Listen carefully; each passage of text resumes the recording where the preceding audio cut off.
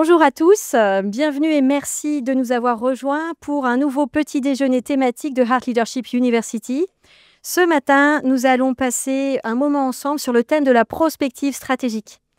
La prospective stratégique, on a la conviction chez HLU que c'est une démarche indispensable à tout dirigeant d'organisation, dirigeant d'entreprise, d'autant plus dans un monde plein de crises et de transformations.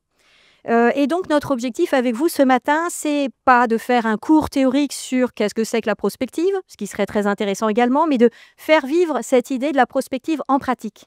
Comment un dirigeant va réellement impulser, déployer, mettre en avant des démarches de prospective dans son organisation. Et donc, on va tenter plus de répondre au pourquoi la prospective et au comment de la prospective plutôt qu'au quoi de la prospective. Pour autant, je peux difficilement commencer cette matinée sans vous donner une ou des définitions de la prospective, de ce qu'elle est et de ce qu'elle n'est pas. Alors, je vais commencer par ce qu'elle n'est pas, et je vais emprunter une expression à Thomas Gauthier qui est dans la salle. La prospective, ce n'est pas de la sculpture sur nuage. Ça n'est pas une discipline pour personnes qui s'ennuient et qui ont envie de faire des scénarios créatifs du futur pour passer le temps. La prospective, c'est un courant, des méthodes, une discipline qui s'est forgée très largement à l'après-guerre, et bien souvent dans des enjeux de planification nationale et institutionnelle, mais pas seulement. La prospective dont on va parler ce matin, c'est la prospective appliquée à l'entreprise. Et donc, c'est assez largement autre chose. C'est ni de la prévision, ni de la science-fiction, ni de la voyance de Madame Irma sur qu'est-ce qui va se passer demain. Et donc, si ça n'est pas ça, qu'est-ce que c'est la prospective ? Eh bien, pour en parler, il n'y a rien de mieux que de faire appel à des dirigeants qui vont témoigner, là encore, de, selon eux, qu'est-ce que c'est que la prospective en pratique pour un dirigeant d'organisation. Donc, on a aujourd'hui la chance d'être accueillis pour en parler à l'Institut Louis Bachelier. L'Institut Louis Bachelier est situé au Palais Brongniart, donc un lieu historique des activités financières. Et l'ILB est aujourd'hui le premier centre de chercheurs qui regroupe le plus grand nombre de chercheurs en Europe dédiés à l'industrie financière. Et j'avais demandé au directeur de l'ILB, mais au fait, ici, du coup, vous faites de la prévision ou de la prospective ? Et il m'a bien sûr dit les deux. C'est-à-dire la mathématique financière, notamment, a été utilisée abondamment pour la prévision. Mais en réalité, aujourd'hui, on est bien aussi dans la nécessité de faire de la prospective et d'avoir des approches beaucoup plus larges sur des scénarios contrastés du futur. À la fois pour l'allocation d'actifs dans le domaine financier et pour l'anticipation ou la réduction des risques. Donc, je vous laisse réfléchir à ces deux polarités, qui est quel choix éclairé faire à partir de la prospective, d'une part, et peut-on anticiper et gérer tous les risques ou pas ? Bonne question. Et deuxième question introductive, c'est est-ce que la prospective, c'est rationnel uniquement ? Est-ce que ça fait appel uniquement à notre cerveau et des modèles ? Ou est-ce que la prospective peut faire appel aussi à l'intuition ? Et si oui, comment ?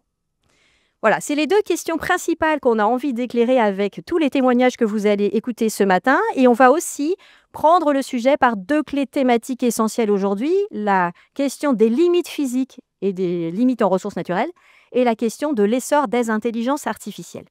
Donc, gros menu ce matin. Et puis, donc, pour pouvoir commencer à entrer dans le sujet, on a fait le choix de commencer par donner la parole à notre invité d'honneur de ce matin. Donc, je vais inviter Philippe Dacosta, président de la Croix-Rouge française, à me rejoindre. Philippe, tu as un micro là. Voilà, on va s'installer là. Très bien.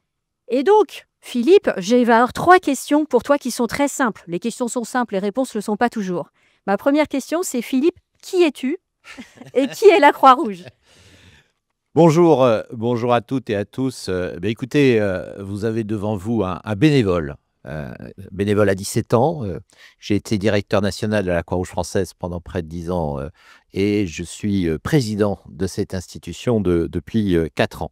J'ai plusieurs vies, comme nous tous ici dans cette salle. Mon autre vie est d'être aussi un dirigeant dans le monde de la protection sociale, puisque je suis délégué général du groupe AG2R La Mondiale, et donc complètement les 2 pieds dans l'entreprise et les 2 pieds dans l'associatif. Je suis docteur en sciences de l'éducation et Institut supérieur de gestion, et surtout, j'ajouterai par rapport au sujet de ce matin, je suis auditeur de l'Institut des hautes études de la défense nationale et de l'Institut des hautes études de la protection sociale. Et mes convictions fortes, c'est à la fois la force de l'engagement, et engagement d'abord bénévole, mais aussi l'engagement dans la société et dans l'entreprise, et je dirais la réalité qui se pose à nous quand on est engagé dans le monde entreprise, du fait que le sociétal a fait son entrée dans l'entreprise et vice-versa. Une institution comme la Croix-Rouge est une véritable entreprise du point de vue de l'économie sociale, certes, mais une entreprise avec 20 000 salariés, 79 000 bénévoles et 20 000 étudiants. Et puis, j'ai souhaité très récemment raconter à la fois mon parcours personnel, mais aussi dire ce qu'est la Croix-Rouge. Et je suis allé chercher chez Montaigne, dans les essais, une phrase qui dit ceci: « Nous sommes nés pour agir ». C'est ce qu'écrit Montaigne, et je crois que c'est une très belle phrase qui dit bien ce qu'est la Croix-Rouge. Face à un univers de crise, face à un univers de rupture, lorsque j'étais secrétaire national, c'est-à-dire il y a maintenant 8 ans, j'ai à la fois mené une transformation statutaire avec la parité au conseil d'administration, enfin je passe sur tous ces sujets, et nous avons engagé un vrai travail aussi essentiel sur la stratégie Résilience 2030 qui nous a permis de nous projeter sur la place de la Croix-Rouge dans la société. Alors, pour préciser sur qui est la Croix-Rouge, beaucoup de gens ont bien entendu en tête le logo de la Croix-Rouge, peu connaissent l'histoire de la Croix-Rouge. Peut-être, avant de parler de prospective, on peut se raccrocher à finalement la Croix-Rouge, cette institution qui a 160 ans et quelques, si je ne me trompe pas. Comment elle a évolué? Comment elle s'est projetée au fil du temps? Comment elle a traversé les crises? Écoutez, pour le résumer, la Croix-Rouge, c'est que nous sommes nés sur un champ de bataille à Solferino en 1859. Et 160 ans d'histoire d'une institution qui a dépassé les frontières. Henri Dunant était parti rencontrer Napoléon III pour négocier des problèmes de terre en Algérie. Et il est tombé sur il y avait une boucherie, si j'ose utiliser l'expression. Et sur ce champ de bataille, il invente l'emblème, la croix rouge sur fond blanc, qui est le drapeau suisse à l'envers, et il invente aussi derrière le droit international humanitaire. Et de fait, ce qui caractérise fortement la Croix-Rouge au XXe siècle, c'est sa place dans les conflits armés. Les 3/4 des infirmières de la guerre de 14 étaient des infirmières Croix-Rouge, le secourisme pendant la guerre de 45, et puis petit à petit, du secours à la personne est née aussi toute la question du lien social, et ce qui fait que l'histoire de la Croix-Rouge française en particulier, c'est près de 600 établissements qui font des crèches à des EHPAD, à des hôpitaux, et ce qui explique le nombre de salariés que j'évoquais tout à l'heure. Donc c'est une véritable... c'est un acteur du médico-social et du social, mais ce qui est aussi la force même de la Croix-Rouge, c'est à la fois chaque pays a sa société nationale Croix-Rouge, Croissant-Rouge dans le monde, 191. C'est à la fois une implantation locale, 1000 implantations locales partout dans le territoire, qui fait qu'on est toujours de quelque part, c'est la délégation locale d'un territoire donné, et puis il y a une dimension universelle. Et ça, c'est un aspect très important du mouvement. Et alors justement, en parlant de dimension universelle et de prospective, peut-on opérer, développer la Croix-Rouge, la faire évoluer si on n'a pas la pleine mesure des crises actuelles ou de celles qui s'amoncellent à l'horizon? Donc, comment on attaque cet univers de polycrise?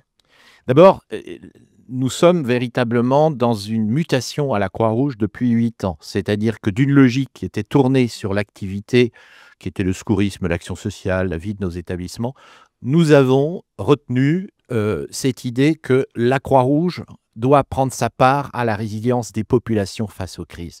Le travail de prospective que nous avons conduit, notamment avec Futurible et d'autres acteurs de la prospective, nous a permis d'identifier un nombre de crises dont, en fait, les scénarios que nous avons posés sont largement en dessous de la réalité. Nous avions, dès 2019, posé des hypothèses de crise sociale, de crise politique, de crise sanitaire, de crise géopolitique, et de fait, la réalité, depuis 5 ans, a démontré que notre exercice Résilience 2030 était en dessous de ce que nous avons été amenés à affronter depuis 2019. Cette stratégie 2030, elle nous a permis finalement, et pour le président que je suis, d'anticiper et d'aborder le contexte de crise dans lequel nous sommes entrés. Ce contexte de crise, nous le signifions par 3 mots-clés à la Croix-Rouge. D'abord, une accélération de ces crises. On voit bien les catastrophes d'origine naturelle et les conséquences climatiques qui font que dans la même semaine, nous avons eu un tremblement de terre au Maroc et nous avons eu une crise en Libye qu'il a fallu gérer. Mais c'est aussi les inondations dans les Hauts-de-France, c'est aussi, si vous voulez, le Chido, qui est la plus grande catastrophe d'origine naturelle sur le territoire national depuis 1945. C'est donc, après cette dimension d'accélération des crises, l'interdépendance de ces crises. L'exemple le plus flagrant, c'est évidemment la Covid, de quelque chose qui se déroule dans un marché ensuite en Chine se déploie sur l'ensemble de la planète. Et on voit bien le lien des crises les unes par rapport aux autres, l'interdépendance. Troisième élément des crises telles que nous la voyons, c'est l'invisibilité de ces crises. L'invisibilité, c'est la problématique de santé mentale, mais aussi d'épidémie de solitude. Et donc finalement, on sent, nous, à la Croix-Rouge, un besoin d'anticiper, un besoin accru de préparer à la fois une organisation à répondre du point de vue de sa mission et de sa raison d'être, parce que à Chido, c'est 450 volontaires que nous avons embarqués pendant 3 semaines, c'est pas rien, avec toute la logistique qui va avec, mais c'est aussi un travail de résilience par rapport à elle-même, à sa propre vie. Et donc, il faut préparer à l'organisation à comprendre le monde dans lequel nous sommes rentrés, qui est fait d'incertitudes, mais aussi faire une analyse de cette incertitude, et d'où les travaux que nous avons conduits et dans lesquels tu as été partie prenante, qui nous a permis, il y a par exemple 2 ans, de travailler sur les crises de la faim, Oui. Et les questions de polarisation, de montée et des radicalités. Quand nous étions par exemple en Nouvelle-Calédonie, le risque réel d'une crise alimentaire majeure qui aurait eu des conséquences en chaîne était sur la table. Et que de même que la polarisation et la radicalité, de fait, c'est une réalité que la Croix-Rouge se confronte au quotidien. Alors peut-être on peut préciser dans le comment la prospective en pratique. Donc la décision clé que vous avez prise au début de mandat, de la mise en place d'un comité d'orientation prospective comme organe statutaire dans les instances de gouvernance. Ça, c'est quand même très original. Peut-être on peut revenir sur le pourquoi et le quoi de ce comité. Absolument. Alors d'abord, évidemment, le préalable a été l'exercice de prospective qui nous a conduit à produire un travail conséquent, analysant à la fois tout le champ d'activité de la Croix-Rouge. Et vous l'avez compris dans mes propos, je n'ai pas voulu être trop long, mais le champ est assez large. Nous avons une couverture qui concerne l'ensemble des âges de la vie de la population et des réalités de toutes les crises à un moment donné. Il faut bien avoir à l'esprit que les Français retrouvent la Croix-Rouge au moment des crises. Et c'est ça qui fait l'objet même du tiers de confiance que nous sommes. On sait bien que c'est dans le conflit armé, c'est dans la crise d'origine naturelle que la Croix-Rouge joue pleinement son rôle. Alors, très concrètement, nous avons, lors de la réforme statutaire de 2019, nous avons souhaité inscrire dans nos statuts un comité d'éthique, de déontologie, bon ça c'est classique j'allais dire, et puis surtout d'inventer un comité d'orientation prospective en effet. C'est donc une instance statutaire qui est là pour conseiller le conseil d'administration de la Croix-Rouge française, qui est composé de 24 membres, qui est la mission classique de tout conseil d'administration. La Croix-Rouge c'est 1,8 milliard. Donc en chiffre d'affaires, si j'ose dire, et vous avez compris, 110 000 acteurs au quotidien. Et donc, il est composé, ce comité, de personnalités. Nous avons sélectionné, tu en fais partie, Hélène, de personnalités très diverses qui vont de diplomates, l'ancien secrétaire général adjoint des Nations Unies, de juristes, de sociologues, d'anciens préfets, de prospectivistes, de médecins, de philosophes également. Et donc, ce regard et de scientifiques, notamment sur les questions de climat, ce regard de chacun de ces spécialistes est vraiment essentiel pour le président que je suis. Et nous avons 2 réunions par an sur une journée, mais aussi la possibilité de solliciter telle ou telle personnalité pour nourrir à la fois les réflexions du conseil d'administration, le narratif de la Croix-Rouge, et puis ça ouvre aussi sur des alertes que portent les membres du COP, du comité d'orientation prospectif. Et dans les interventions qui se font notamment devant le conseil d'administration, il y a véritablement un pas de côté qui permet au conseil d'administration, qui est pris sur les questions de gestion de vie de l'institution, de se remettre justement en perspective les choix d'orientation qui ont été ceux du précédent mandat et que nous portons au cours du mandat actuel. Et donc, véritablement, ce comité d'orientation prospective a trouvé toute sa place et je pense que c'est une des belles réussites du mandat, puisque c'est le premier mandat qui l'a mis en place. Nous l'avions décidé lors du mandat précédent.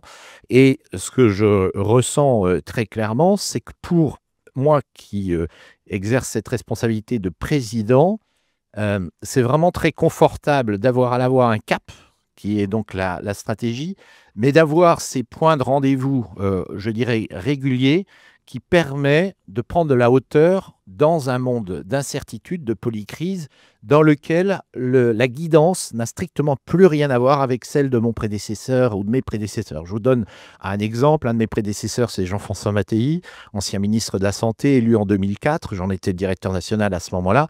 Il arrive, c'est le tsunami, il passe 4 ans à gérer les conséquences du tsunami. Je suis arrivé, pour moi, la question, c'est la suite de la Covid, mais je suis le premier président depuis 1945 qui se repose la question du conflit armé sur le territoire européen, suite à la guerre en Ukraine, avec toutes les conséquences et ce que cela veut dire pour nous dans la préparation des populations à ces risques de conflit armé aujourd'hui dans nos sociétés. Précisément, Philippe, en mode de conclusion, ta recommandation, ton conseil à partager avec des dirigeants d'entreprise dans le champ lucratif, à l'aune de votre expérience Croix-Rouge sur les crises et la résilience, ça serait quoi? Alors, vous l'avez compris, j'ai un avantage, c'est que je suis, comme vous tous, sans doute, dirigeant d'entreprise, classique, si j'ose dire, même si c'est un groupe de protection sociale et donc avec une gouvernance paritaire et mutualiste. Et puis, vous avez toutes et tous des engagements, j'imagine, peut-être bénévoles dans le secteur associatif. D'abord, il me semble que c'est important dans nos univers, et je le ressens y compris sur le terrain professionnel, de créer des espaces de dialogue et d'analyse prospective. C'est l'occasion, je pense, de s'allouer du temps, et de s'y astreindre. Et je pense que le capital le plus important, je le dis souvent dans une institution comme la mienne, à la Croix-Rouge, c'est le temps des bénévoles et c'est le temps des dirigeants. Et donc, l'importance pour le dirigeant que je suis, ayant, vous l'avez compris, dans une journée à la fois un passage en permanence entre mon entreprise et mon activité associative, c'est, je dirais, la capacité qu'offre un lieu comme ça de sortir la tête de l'eau par rapport au quotidien. Bon, échanger avec Dominique Méda, que j'ai sollicité, avec Yannick Blanc, que j'ai autour de c'est devenu à la fois des personnes que je réunis autant que de besoin, mais c'est aussi un coup de fil, c'est un temps d'échange. Et ça, c'est essentiel, me semble-t-il, dans le contexte actuel, d'arrimer la réflexion prospective à une vision stratégique.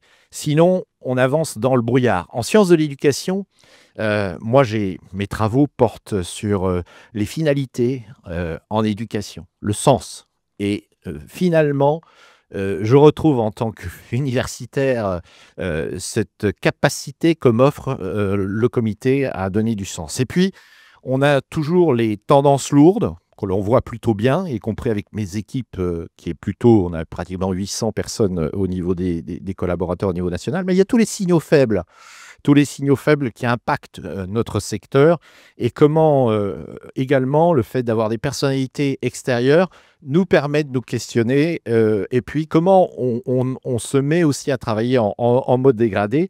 Et puis, finalement, le constat que je fais, c'est qu'au cours de ces 4 années, nous avons diffusé une culture de la prospective dans l'organisation à chaque échelon et on s'est préparé finalement à être prêt. Et je terminerai sur ce constat. Très récemment, vous avez entendu parler beaucoup de sujets, de sacs d'urgence, vous avez entendu parler de services de l'État qui réfléchissaient sur les questions de conflits armés, etc. Eh bien, sur tous ces sujets, de façon discrète et de façon à sa place, la Croix-Rouge est à la manœuvre, avec le ministère de la Défense, avec le secrétariat général de la Défense nationale, avec un certain nombre d'acteurs. Et nous avons retrouvé une place que nous n'avions pas depuis longtemps grâce à notre travail en prospective et grâce à cette approche du COP. Merci beaucoup Philippe pour ce témoignage. Merci beaucoup. Avez-vous à la salle des questions? On peut prendre 1 à 2 questions de la salle à Philippe sur son témoignage. Je vois Mathieu tout au fond. Ça va être une question facile sur le professeur de l'éducation. Est-ce que ça s'enseigne? Comment ça s'enseigne? Alors, je laisserai les spécialistes dans la salle et le choix que nous faisons à la Croix-Rouge, ce n'est pas de rentrer dans l'enseignement, mais de la mise en situation. Et en effet, la grande nouveauté à la Croix-Rouge, c'est que d'une approche théorique dont nous avons bénéficié, puisque nous sommes allés chercher en effet la méthodologie auprès des experts. Je pense en particulier à l'accompagnement qu'on a eu de personnalités ou d'organismes qui nous ont apporté la méthodologie. Aujourd'hui, et c'est la grande force de la Croix-Rouge, c'est que nous traduisons cela vers les populations et donc nous produisons un ensemble de supports, voire d'exercices, d'affiches, de jeux de cartes, demain Hélène en a un avec elle, qui permet d'embarquer la population sur des logiques de prospective. Or, face à l'incertitude, face à l'éco-anxiété, face à l'inquiétude, ces jeux-là dédramatisent énormément et permettent véritablement à la population d'être embarquée. Et je pense que c'est la difficulté principale de notre pays, c'est que les crises, l'État a un rapport aux crises de s'accaparer la crise. C'est le syndrome du Conseil de défense. Et tout le défi pour la Croix-Rouge, c'est de démontrer, je l'ai encore fait hier à Beauvau, que ceci doit être terminé. Et que le niveau des crises, l'intensité des crises, l'accélération des crises dont je parlais tout à l'heure, nécessite que le citoyen s'approprie la réponse aux crises. Et en cela, les exercices prospectifs, les outils que l'on porte, permettent véritablement de rentrer dans la culture de l'éducation populaire et tout simplement de l'éducation nouvelle, qui est ce que faisait Rogers, ce que fait Lewin, learning by action et pas autrement. Peut-être une deuxième et dernière question de Karine. Oui, beaucoup. Ma question, c'était, lorsque vous dites que vous avez fait ces études qui avaient finalement un peu sous-estimé l'ampleur des accélérations, des crises. Alors, ma question, elle est comment justement vous arrivez à mesurer en fait l'action et aussi à nourrir finalement cette accélération et à revenir en fait, c'est-il cette itération, comment vous avez aidé à prendre en considération? Parce que dans l'action, c'est souvent le plus difficile. Oui. D'abord, ce qui est important, c'est le cap et la raison d'être. C'est-à-dire que là, on laisse, nous, en tout cas, terminant nos responsabilités cet été, le prochain conseil d'administration a vraiment un cap à horizon 2030. Et la raison d'être de la Croix-Rouge est très claire. Prendre sa part à la résilience des populations face aux crises qui sont là. La nouveauté, pour aborder votre question, ce sont les dimensions de veille et d'indicateurs de suivi sur le terrain. C'est-à-dire qu'on s'est donné, au cours des 4 ans, une batterie de suivi de tendances et de signaux faibles qui fait qu'aujourd'hui, ce que la Croix-Rouge ne faisait pas jusqu'alors, on est capable de démontrer quelle est la question de l'aide alimentaire aujourd'hui dans le pays, quelle est la question des épidémies de solitude. Nous travaillons actuellement sur des zones blanches avec une grande banque mutualiste, en embarquant derrière la Croix-Rouge beaucoup d'associations. Et nous avons là, on capte aujourd'hui des données que même l'État n'a pas. Sur les questions alimentaires, nous avons consolidé des données et en lien avec les Restos du Cœur, le Secours populaire, on a créé maintenant un travail ensemble pour suivre l'évolution. On sait par exemple qu'après la guerre en Ukraine, c'est plus 25% en 2022-2023 d'aide alimentaire qui a été distribuée et les coûts de l'inflation, on les a mesurés très directement, nous, en direct, auprès des personnes accompagnées. Merci beaucoup Philippe. Je pense qu'on peut vraiment dire merci pour ce témoignage instructif. Merci beaucoup. Et donc, sans tarder, je vais inviter le premier panel, ensuite pour la table ronde prospective et limites physiques. Pascal Chariot, président d'Enerdata, je t'en prie. Michael Haddad, directeur innovation et partenariat chez Alstom. Et Thomas Gauthier, qui est professeur et doyen associé à la pédagogie en anthropocène à EM Lyon Business School. Merci à tous les trois d'avoir accepté cette invitation. Sur une table ronde. Donc, on va faire une première focale sur une des questions clés de la prospective en ce moment, limites physiques et économie. En quoi la prospective peut éclairer des entreprises par rapport à l'enjeu des limites physiques? Alors, la question n'est pas nouvelle. Je vais te passer le micro d'abord, Pascal. La question n'est pas nouvelle. Pour beaucoup d'entre vous, vous connaissez bien entendu le rapport Meadows 72, les limites physiques à la croissance. Donc, le fait qu'on se pose la question des limites physiques et de leur portée n'est pas nouveau. Par contre, la question que je vais te poser, Pascal, c'est par rapport à ton métier aujourd'hui chez Enerdata, président d'Enerdata, et tu vas pouvoir nous dire ce que vous y faites. Quels sont les nouveaux défis auxquels vous êtes confrontés pour des exercices de prospective sur les grands enjeux d'évolution des énergies, en disponibilité, en quantité, en prix, et voilà. Et quels sont peut-être aussi les besoins ou les questions nouvelles que te posent tes clients, publics ou privés, par rapport à ces enjeux de prospective? Bonjour. Donc, je m'appelle Pascal Chariot, je suis président d'Enerdata, que vous connaissez sans doute pas, qui est un bureau d'études, qui est un spin-off du CNRS à l'origine, que j'ai repris il y a une dizaine d'années, et dont le métier, c'est d'accompagner, on a une raison d'être comme les grands, hein, qui est d'accompagner les grands acteurs de l'énergie et du climat pour accélérer la décarbonation de la société. Et donc, de fait, on accompagne beaucoup d'organismes publics et d'entreprises pour comprendre ce qui se passe, donc il y a l'existant, et puis se projeter et faire de la prospective des scénarios. Alors on fait des scénarios énergie-climat, c'est-à-dire qu'on regarde les évolutions de la consommation d'énergie, secteur par secteur, voilà, région par région, pays par pays, et on regarde les évolutions possibles du supply, quoi, de la partie, quelles sont les sources d'énergie, et les impacts en termes d'émissions de CO2, et donc d'impact climatique. Donc on fait des scénarios comme ce que fait l'AIE, l'Agence internationale de l'énergie, qui sont assez connus. Et on éclaire ça, en gros, on va jusqu'à 2050 aujourd'hui, souvent, voire 2060, avec des objectifs net zéro émission à cette échéance-là. Comment évoluent les scénarios? Il y a 10 ans, un peu avant la COP, moi j'étais arrivé chez Enerdata un peu avant la COP 21, on faisait des scénarios qui allaient jusqu'à 2030 dans lesquels on visait une division par 4 des émissions, d'où le nom d'une entreprise avec laquelle on travaille de temps en temps, Carbone 4. Et depuis, le temps passe et comme les émissions ne baissent pas à la vitesse qui était souhaitée, le mur se rapproche. Alors on regarde plus loin, ça évite de voir le mur se rapprocher. Donc on regarde plus 2030, on regarde 2050, c'est plus facile de raser gratis jusqu'à 2050. Mais maintenant, il faut arriver à 0 émission. C'est plus divisé par 4, c'est divisé par 8 ou 9, parce qu'il y a un petit paquet d'émissions résiduelles qu'on compense par les forêts, voire par des techniques qui peut-être seront mises au point. Donc, comment ça évolue? C'est de plus en plus exigeant, puisque, en gros, dans les scénarios qu'on fait, si on regarde depuis 10 ans, au niveau national en France comme au niveau international, on va à peu près à la moitié de la vitesse ou au tiers de la vitesse souhaitée en termes de réduction des émissions, en termes de découplage, comme on dit, entre la croissance économique et les augmentations d'émissions de CO2. Donc, il y a très peu de découplage. La meilleure nouvelle qu'on puisse avoir, c'est un peu cynique, mais c'est qu'on a des crises. Et que heureusement qu'on n'a pas la croissance économique qu'on espérait avoir quand on faisait les scénarios, sinon le niveau d'émissions serait encore bien pire.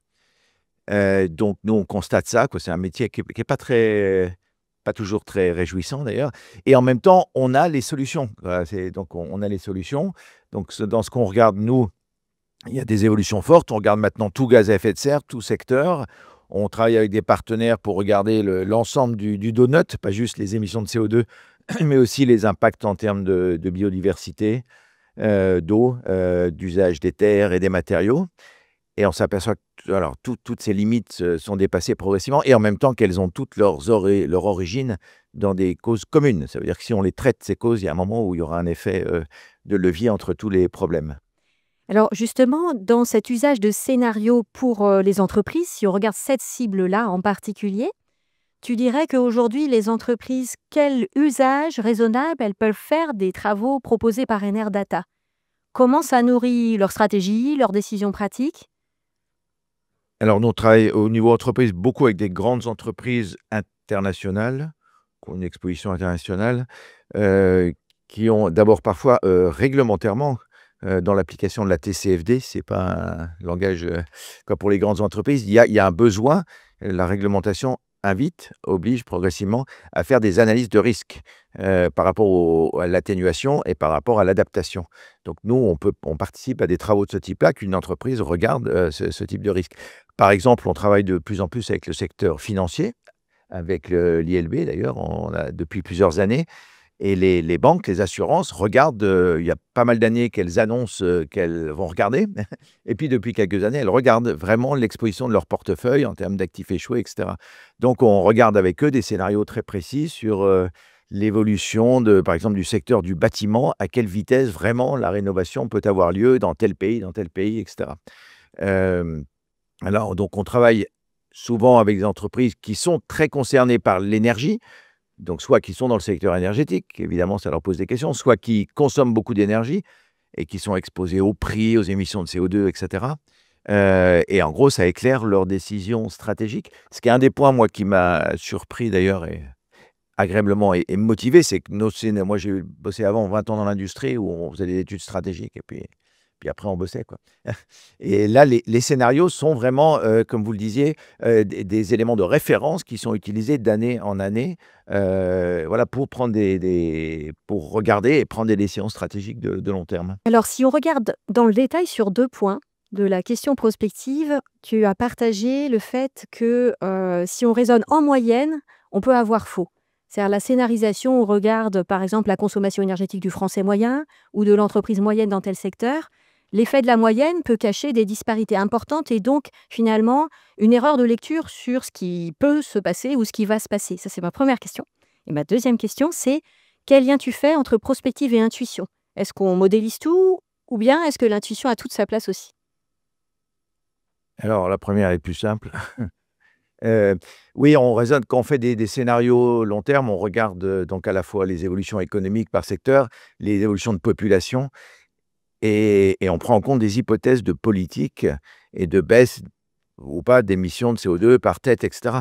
Et ce qui en fait ne veut pas dire grand-chose, hein. Quand on regarde la vraie structure des émissions par personne, il y a des inégalités, des différences très très fortes et des politiques données. Bon, par exemple, quand on dit que les plus riches consomment que les 10% les plus riches émettent à peu près 80% des émissions d'un pays, et c'est vrai en France comme c'est vrai dans tous les pays du monde, il y a des inégalités très fortes et en fait des mesures qui visent à mettre, y compris mettre un prix au carbone, les plus riches s'en foutent. Donc c'est un vrai problème, et puis de l'autre côté, il y a le problème qu'il y a pour les gens plus en difficulté. Donc nous, on travaille pas mal avec des sociologues sur ces sujets-là, y compris pour faire en sorte que les politiques ne soient pas des politiques moyennes, mais des politiques applicables voilà, aux différents segments de population. Ce n'est pas qu'une question de richesse, hein, c'est une question de ruralité et d'urbanité, c'est une question d'âge dans la vie, d'avoir ou pas des enfants à un moment donné à charge. Donc, selon, voilà, il y a de grandes différences là-dessus. La deuxième question, c'était sur l'intuition et la prospective, c'est ça? L'intuition est l'ami du prospectiviste. Il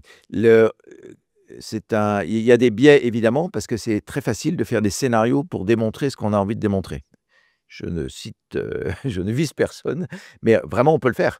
Voilà, ça s'appelle intellectuellement de faire des scénarios normatifs. Mais voilà, on peut démontrer ce qu'on a envie de démontrer parce qu'il suffit de bien arranger le prix du carbone, les éléments dans les outils. Et à l'opposé, nous, on est plutôt l'inverse, quand on n'aime pas qu'on nous dise ce qu'on a à sortir comme résultat. Faire des scénarios, c'est écrire des histoires, hein. Sur chaque scénario, on décrit un contexte. Et après, on déroule le contexte et on montre aux dirigeants quelles sont les conséquences. Et éventuellement, on réaffine et puis après, ça leur permet de prendre des annotations. Donc nous, en général, on aime bien faire ce sont les entreprises ou les organismes publics qui définissent les scénarios. Nous, on fait tourner et puis on vient avec les résultats. Mais on n'aime pas quand on nous demande d'obtenir tel ou tel résultat, parce qu'il y en a qui aimeraient bien que, etc. Et à l'opposé, l'autre risque, c'est de se cacher derrière les tableurs, quoi, les outils, et de dire le modèle a dit que. Voilà. Et par exemple, dans les modèles, on peut encore croire qu'on va rester sous 1,5 degré. Il y a beaucoup qui annoncent ça, que l'AIE, par exemple, continue à un scénario qui permet de rester sous 1,5 degré. Voilà, moi je refuse, et je ne suis pas de l'intuition, en tout cas, moi j'y crois pas.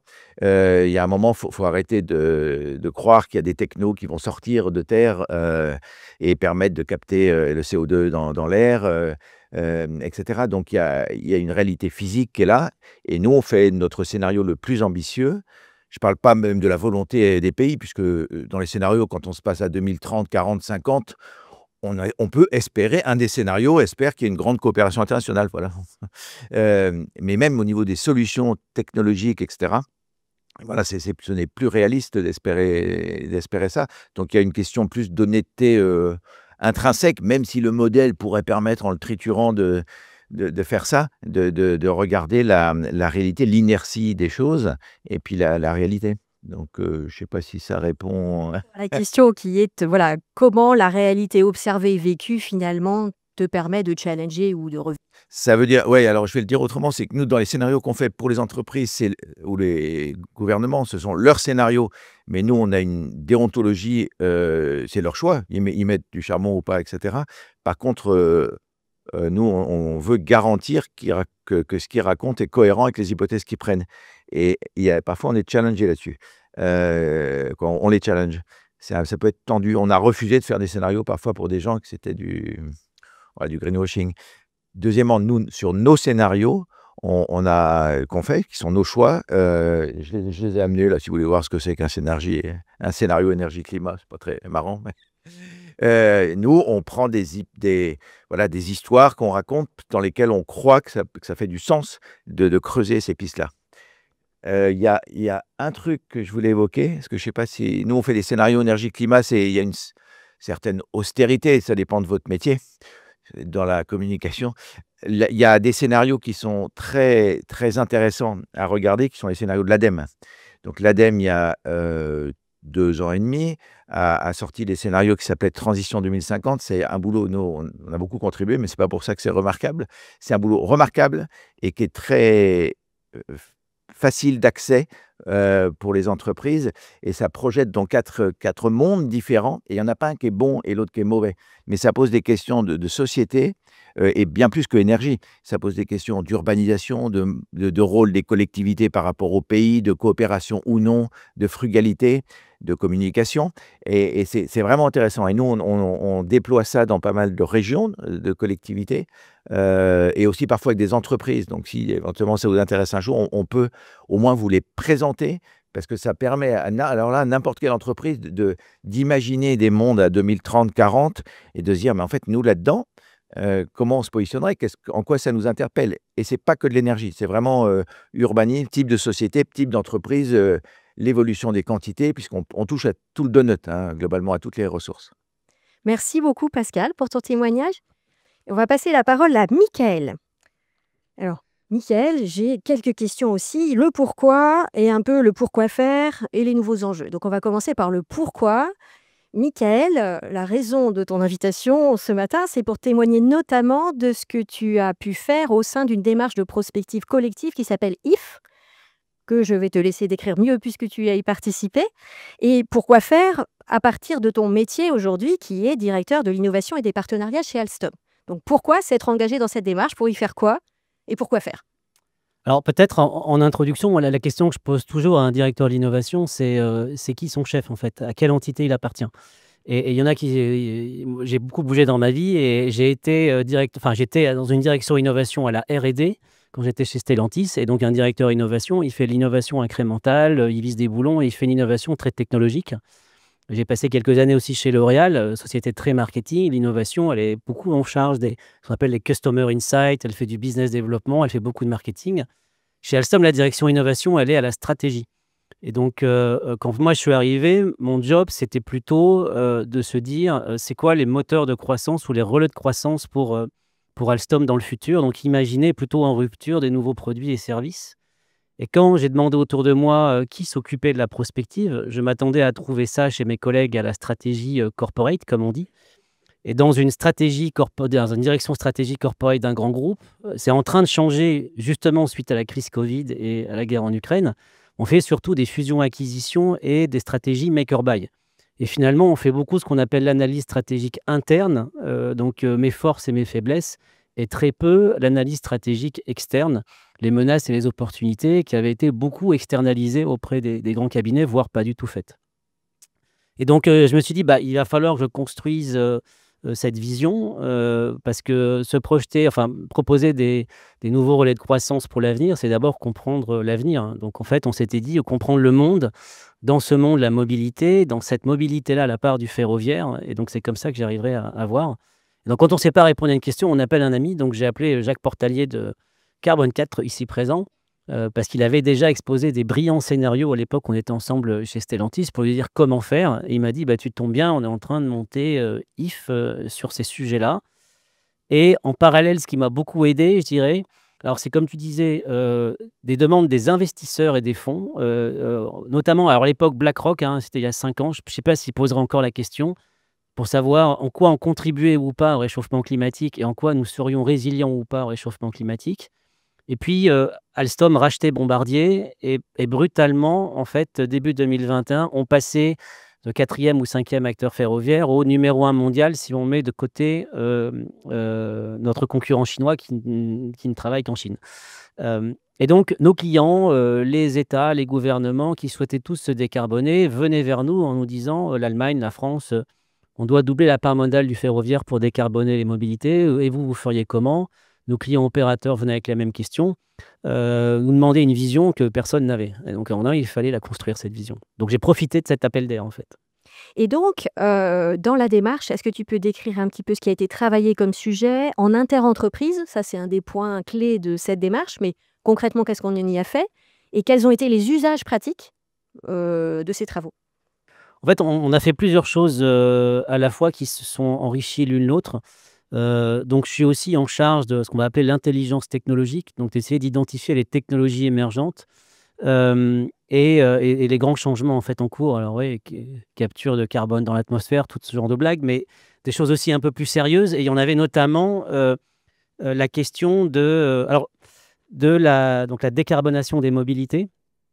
La question qui était posée finalement au rail, qui est invisible dans les courbes d'émissions, c'était les émissions résiduelles, donc le diesel qui nous reste en fait dans certains trains régionaux et locomotives.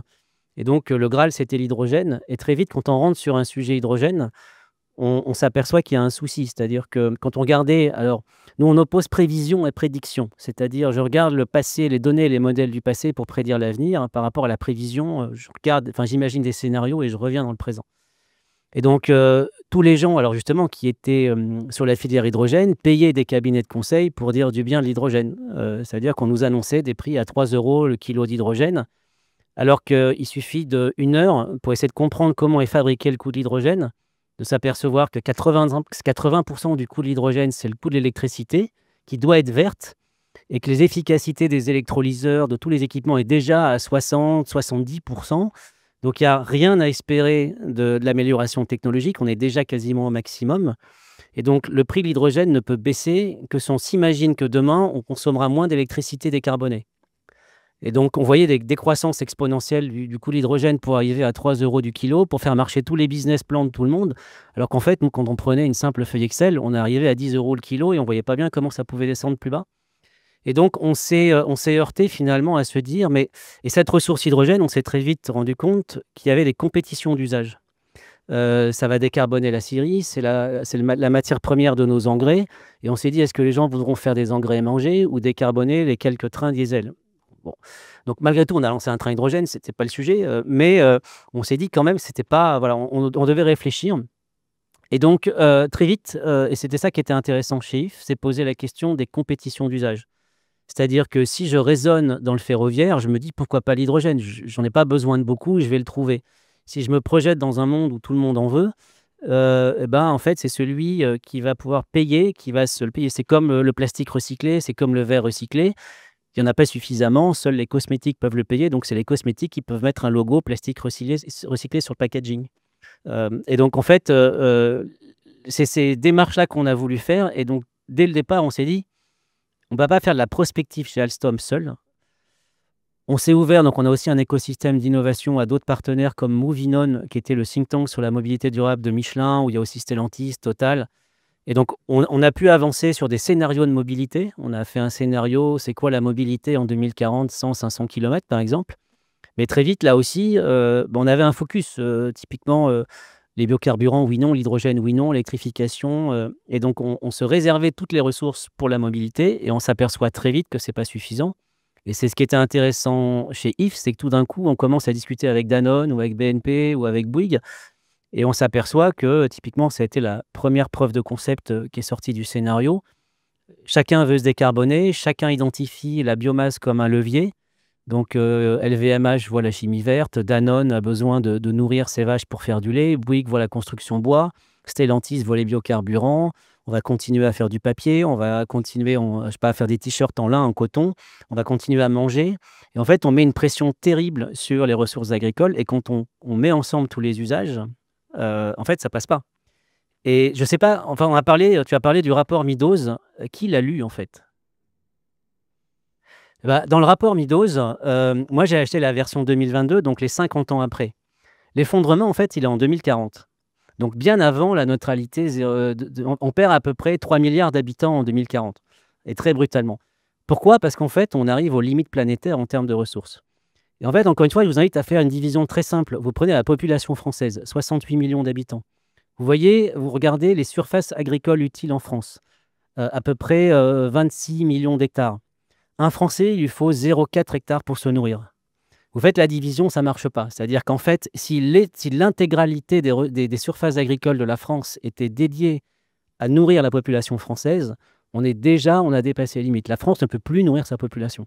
Donc une fois qu'on sait ça et qu'on se pose la question du cuivre, on exploite des minerais qui sont 10 fois moins riches que ce qu'on avait, le gaz, le pétrole, l'hydrogène, l'électricité, le lithium, le cuivre, voilà. Et donc, en fait, le sujet, ça a été celui-là. Les ressources et qu'est-ce qu'on en fait? Merci beaucoup parce que tu as bien éclairé la question des conflits d'usage et de ses impacts sur tout développement d'entreprise en termes de choix d'innovation, de choix de R&D, de stratégie, de partenariat et de contraintes que ça va faire peser sur la stratégie. Dans les usages concrets des travaux de prospective, tu en as éclairé certains. Je sais que tu avais aussi évoqué le lancement de nouveaux projets de R&D, qui dire par rapport à cette impasse, ou en tout cas ce rétrécissement de l'entonnoir, anticipé et très visible. Et alors, que fait une entreprise? C'est-à-dire, comment naviguer dans ce paysage du futur? On a eu la question donc, des technologies aujourd'hui. Donc, bien sûr, il y a la compétition des usages et puis il y a les enjeux géopolitiques qu'on retrouve dans les scénarios. Donc, les montées du protectionnisme, et tous ces sujets-là. Et donc, à un moment donné, s'est posé la question, un sujet qui remonte très fort aujourd'hui, c'est la résilience et la souveraineté. Et donc, on a eu la question qui est venue de plusieurs endroits sur les batteries. Aujourd'hui, tout le monde a besoin de batteries pour la mobilité. Et donc, aujourd'hui, un grand groupe, une société de mobilité va regarder un paramètre qui est la densité d'énergie, donc la quantité d'énergie que je peux stocker dans 1 kilo de batterie. Et donc, aujourd'hui, la technologie reine, ce sont les batteries lithium. Et donc, vous avez tous dû entendre dire que le lithium, est-ce qu'on aura suffisamment, pas suffisamment? En fait, il y a aussi d'autres minerais critiques, le cobalt, le nickel, le manganèse, notamment le cobalt parce qu'on dépend du Congo. La République démocratique du Congo, c'est 60% de la production de cobalt. Et donc, on s'est dit, c'est quoi une batterie sans métaux critiques? Donc, sans aucun de ces 4 métaux. D'abord parce qu'on a un problème peut-être de souveraineté si on veut l'approvisionner et donc de supply chain. Ensuite, parce que s'il y a une compétition d'usage, les prix montent. Enfin, parce qu'il y avait aussi des risques réglementaires sur le lithium, des sels de lithium qui seraient classés reprotoxiques. Donc, c'est un peu comme ça qu'on travaillait. Quand on a plusieurs signaux faibles qui nous alertent, en fait, on s'est posé cette question-là. On a trouvé un peu après certains, notamment après les Chinois, la batterie sodium, qui a le désavantage, en fait, d'avoir une densité d'énergie plus faible, mais qui a énormément d'autres avantages, notamment le sodium, c'est le sel de mer, donc c'est extrêmement abondant. Son exploitation ne met pas à risque l'environnement. Il faut l'énergie, mais c'est la fusion du sel. Les batteries sodium, leur fabrication est compatible des gigafactories lithium. Mais donc, cette densité d'énergie est plus faible, donc elle n'était pas regardée. Il n'y a pas d'emballement thermique. Et donc, on a lancé un projet en se battant pendant 2 ans en interne pour dire, attention, on a peut-être là un sujet technologique qui est beaucoup plus résilient. Alors après, les gens, il y a des discours d'Olivier Hamon sur robustesse versus performance ou résilience versus performance. Donc, on était un peu dans ce sujet-là. Et donc, on s'est posé la question de trouver un usage pour cette batterie qu'on voyait comme plus résiliente. Donc, ça a été un aboutissement concret de ces démarches de prospective. Et après, il y a des démarches beaucoup plus, on va dire, d'influence de nos clients opérateurs qui ont des trains diesel. En fait, eux, leur premier réflexe pour se décarboner, c'est de dire je vais utiliser des biocarburants. Or, un train, il est là pour 40 ans. C'est-à-dire que si je vends encore des trains diesel aujourd'hui et que j'imagine me décarboner avec des biocarburants, ça veut dire que je mettrai encore des biocarburants en 2060 dans mon train. Et très vite, grâce aux travaux qu'on avait pu faire, on a pu leur montrer que cette biomasse, elle ne sera pas disponible. Et le peu qu'il y aura finira dans un kérosène, en fait, dans des carburants aéronautiques. Donc, s'équiper aujourd'hui, par exemple, ou vouloir faire une transition biocarburant sur un matériel roulant ferroviaire, c'était une absurdité en termes de compétition d'usage. Merci beaucoup, Michael. On a bien compris vraiment plein de champs d'application pratiques, hein. Innovation, R&D, évolution de l'offre, argumentaire client, évolution de la stratégie, dialogue avec les investisseurs dans certains cas. Et donc, ça légitime pleinement le sujet qui est des dirigeants ou des futurs dirigeants. Quelles sont leurs compétences et leurs usages de la prospective et limites physiques. Et donc, qui de mieux pour en parler que Thomas Gauthier, qui est professeur et doyen associé à l'EM Lyon, fondateur de la chaire Stratégie pour l'Anthropocène et également à la barre d'un podcast qui s'appelle No Limites, écrit de deux façons différentes. No limites, pas de limites, et no limites avec des S. Donc, comment on peut former des jeunes étudiants d'école de commerce et donc des futurs dirigeants au fait que le no limit, c'est fini? Est-ce que tu peux nous raconter pourquoi et comment tu as lancé ces activités d'enseignement de la prospective à l'EM Lyon? Alors, je vais essayer. Merci, merci Hélène pour la question. Ce dont je vais vous parler rapidement, c'est l'histoire d'un dispositif pédagogique qui a été installé à EM Lyon il y a un petit peu plus de 7 ans. Donc, ce cours a atteint l'âge de raison. On commence à faire des choses un petit peu sophistiquées avec. Ce cours s'appelle Futur durable au pluriel. On a choisi à dessein il y a 7 ans un titre, on va dire, indolore pour pouvoir mieux y loger des pensées, appelons-les, inhabituelles en école de management. Mais au même titre que le développement durable ne fait de mal à personne, les futurs durables non plus. Donc en quelques chiffres, parce que les chiffres ça fait sérieux, ce cours il est suivi en fait chaque année par minimum 1200 étudiants, maximum temporaire en tout cas à partir de l'année prochaine, 2000. Donc on a des chiffres qui sont à mon sens colossaux pour un cours surprenant en école de management. Pourquoi ces chiffres ? Tout simplement parce que la gouvernance de l'école a décidé que ce cours serait le premier point de contact entre les nouveaux élèves de l'école et le monde des enseignements. C'est le tout premier cours qu'ils se prennent en gros après le week-end d'intégration. 2 salles, 2 ambiances. Ça se passe comme ça en septembre à Lyon et à Paris puisque le cours est donné simultanément sur 2 campus. Donc, compte tenu des chiffres et compte tenu du fait que ce dispositif pédagogique il est tout entier construit autour d'études de cas réels qui sont apportées par les organisations, comme celles qui sont représentées par mes voisins du jour, on a travaillé depuis 7 ans avec un peu plus de 250 organisations apprenantes. On ne parle surtout pas d'organisations clientes parce que quand on participe à ce cours en tant qu'entreprise, on n'y recherche pas et on n'y trouve pas des solutions. Dans le meilleur des cas, on y trouve des nouveaux problèmes. Ce qui est finalement un peu compliqué à entendre, parce qu'on est, me semble-t-il, dans des univers aujourd'hui où celui qui arrive à terminer systématiquement ses phrases par des points d'exclamation, généralement l'emporte. Et là donc, premier choc cognitif chez les élèves, et si on réapprenait à questionner le monde, a priori, ils aiment questionner le monde, puisque la moitié des élèves dont je parle ici se sont fait 2 années de classe préparatoire, donc normalement, ils sont rodés à l'exercice du questionnement, normalement. Donc là, j'ai à peu près terminé sur les chiffres pour dire aussi qu'évidemment, il n'y a pas que moi qui donne ce cours. Depuis 2018, il y a 102 professeurs permanents de EM Lyon et professeurs affiliés qui ont accompagné au moins une classe avec des profils hyper variés puisque la prospective, on n'a pas encore entendu cette expression ce matin, c'est une forme d'indiscipline intellectuelle. Donc on a besoin de sociologues, on a besoin d'historiens, on a besoin de designers, on a besoin d'ingénieurs, on a besoin de spécialistes en conseil en stratégie pour pas vraiment enseigner la prospective, mais au moins accompagner les élèves dans la découverte. Je rajouterai une autre surprise pour les élèves. Dès lors que finalement ce cours aide les élèves à pratiquer l'art du questionnement, on est les héritiers lointains d'un loisir largement oublié aujourd'hui en 2025, que nos anciens appelaient l'osium, qui est simplement l'art et le plaisir de la pensée désintéressée, où on se pose des questions sans, comment dirais-je, envie préalablement parfaitement définie, ce qui est quand même très rare en entreprise. On n'a pas forcément le droit, la latitude, la licence pour se poser des questions auxquelles finalement les réponses n'apporteront peut-être pas grand-chose à la bottom line. Donc les élèves qui arrivent en première année, on leur dit « Saisissez cette chance, c'est l'une des dernières où vous allez pouvoir vous poser absolument toutes les questions sans risquer de disparaître. Vous êtes entre de bonnes mains, vous êtes dans un sanctuaire, posez les questions, plus tard elles ne seront plus posables. » Je rajouterai aussi que la prospective en école de management, en fait, tactiquement pour une école, c'est bien joué, puisque c'est le meilleur moyen de faire en sorte que cette école ne se transforme pas en université d'entreprise.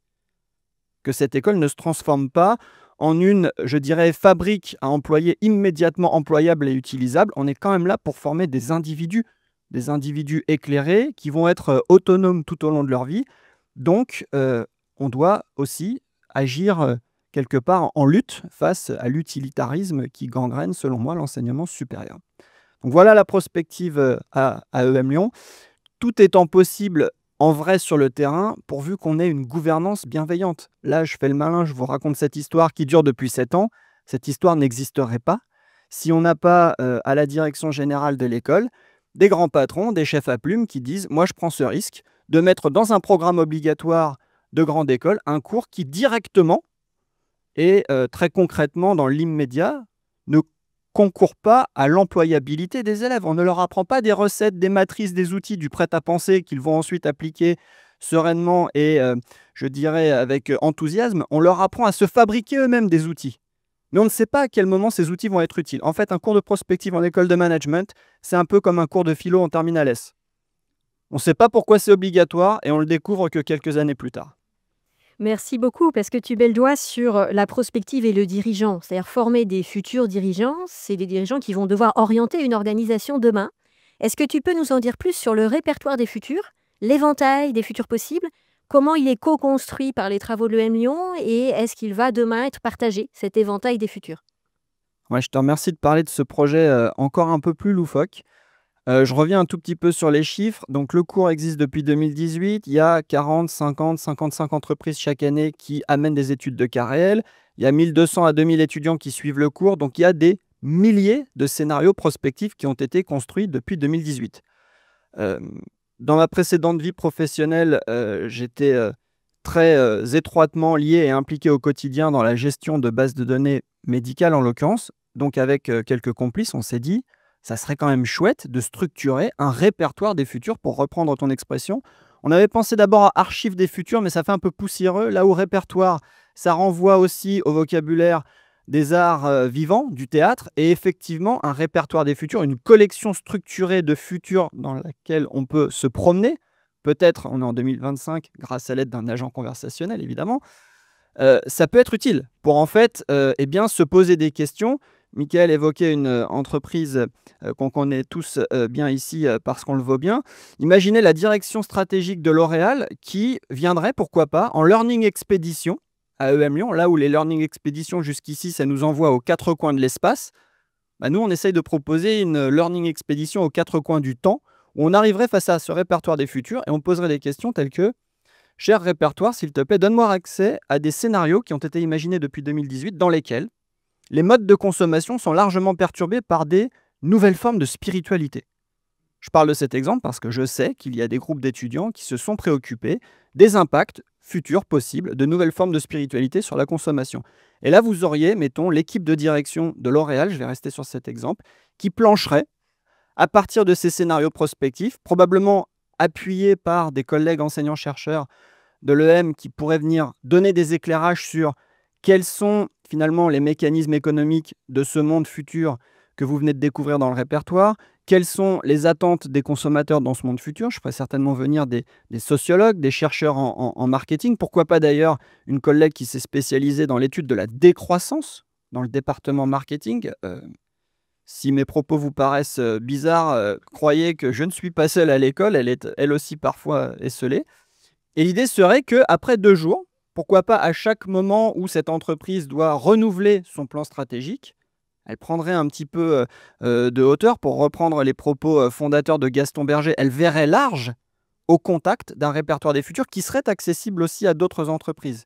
Et ce contact avec les futurs pourrait donner d'ailleurs l'envie à des entreprises de repérer dans son jeu d'acteurs du quotidien des acteurs qui jusqu'ici ne faisaient certainement pas partie de ces parties prenantes, alors même que si on imagine ces acteurs à l'aune d'un futur découvert dans le répertoire, cet acteur devient très important. Pensez par exemple aux ONG. Jusqu'à preuve du contraire, il n'y a quand même pas beaucoup d'entreprises du CAC 40 qui considèrent dans leur champ proche de parties prenantes des ONG. Or, l'un de mes collègues illustres, Pierre-Yves Gomez, qui travaille sur la bascule de la financiarisation de l'économie vers la sociétalisation de l'économie, a bien compris que des acteurs qui apparaissaient jusqu'ici comme peu autonomes, peu marquants pour le champ où opère l'entreprise pourrait demain être structurant. Peut-être que demain, eh bien, un passage obligé dans la construction d'un plan stratégique d'envergure sera de mettre autour de la table, de manière rigoureuse, affirmée et authentique, des ONG qui aujourd'hui ne sont cantonnées, je dirais, qu'à un rôle, entre guillemets, d'entrave. On pense aux ONG, malheureusement, comme étant les vilains petits canards qui interdisent à des programmes, à des projets de se déployer. Peut-être que demain, il y aura des manières beaucoup plus constructives de créer un dialogue avec ces acteurs et le répertoire des futurs peut être une étincelle qui va donner l'envie d'aller vers ces acteurs. Alors, tout ce que tu nous dis, Thomas, nous donne vraiment envie. Et j'ai une question en forme de conclusion qui est, pour autant, aujourd'hui, la prospective dans l'essentiel des grandes et moyennes entreprises n'est pas si développée ou implantée que ça. C'est quand même plutôt le fait de passionnés, d'originaux ou de convaincus.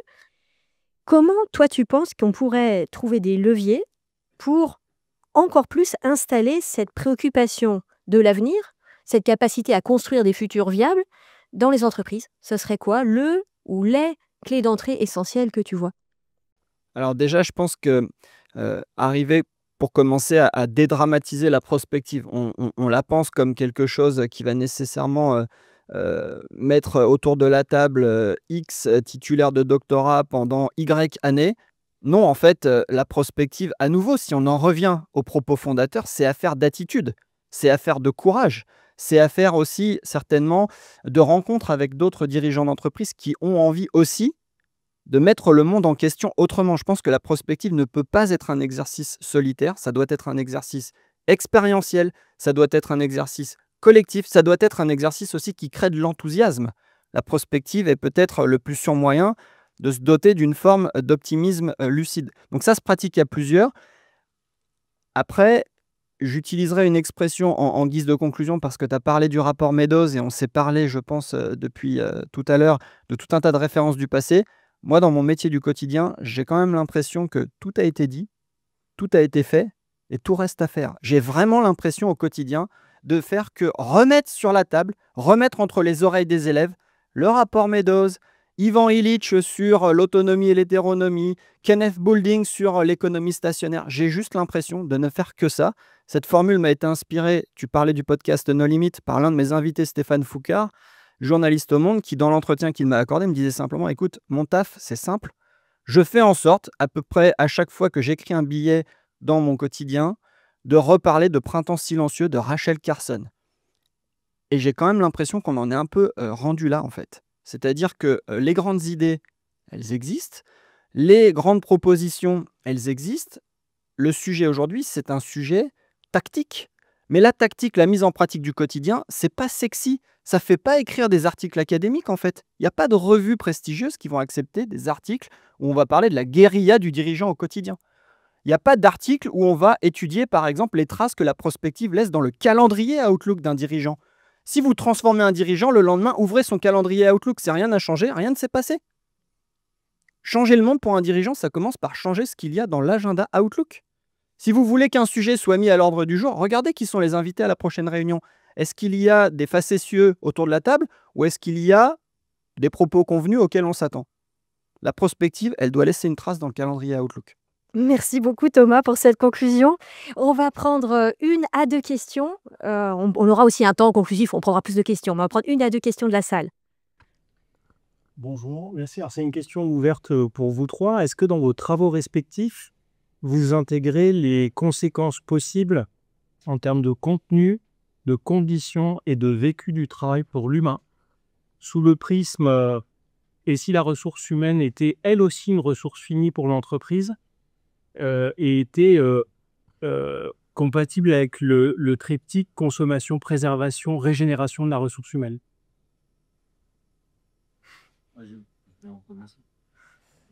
En fait, on a, comme je disais, le gros sujet aujourd'hui, alors qu'on a réussi à remonter jusqu'à notre PDG issu de la prospective, c'est le sujet de la résilience. Et donc, on a identifié énormément de risques. Parmi ceux-ci, on a, j'arrive pas à le dire en français, mais enfin, la pénurie de main-d'œuvre tirée par des enjeux de vieillissement aussi. Et surtout, nous, on a une activité, on est dans 65 pays. Donc en fait, on a des très fortes inégalités d'un pays à un autre, entre des pays où il y a une population mais qui n'est pas formée et d'autres où il y a des gens formés mais ils ne sont pas assez nombreux. Et donc, on regarde ça d'assez près. On a quelque chose qui s'appelle Alstom Université pour former les gens. On travaille avec des organismes de formation. Et je dirais à tous les niveaux, c'est-à-dire que là, on double la ligne de production du TGVM à La Rochelle. On ne trouve pas d'ouvriers ajusteurs-monteurs, on ne trouve plus de techniciens, on ne trouve plus de soudeurs.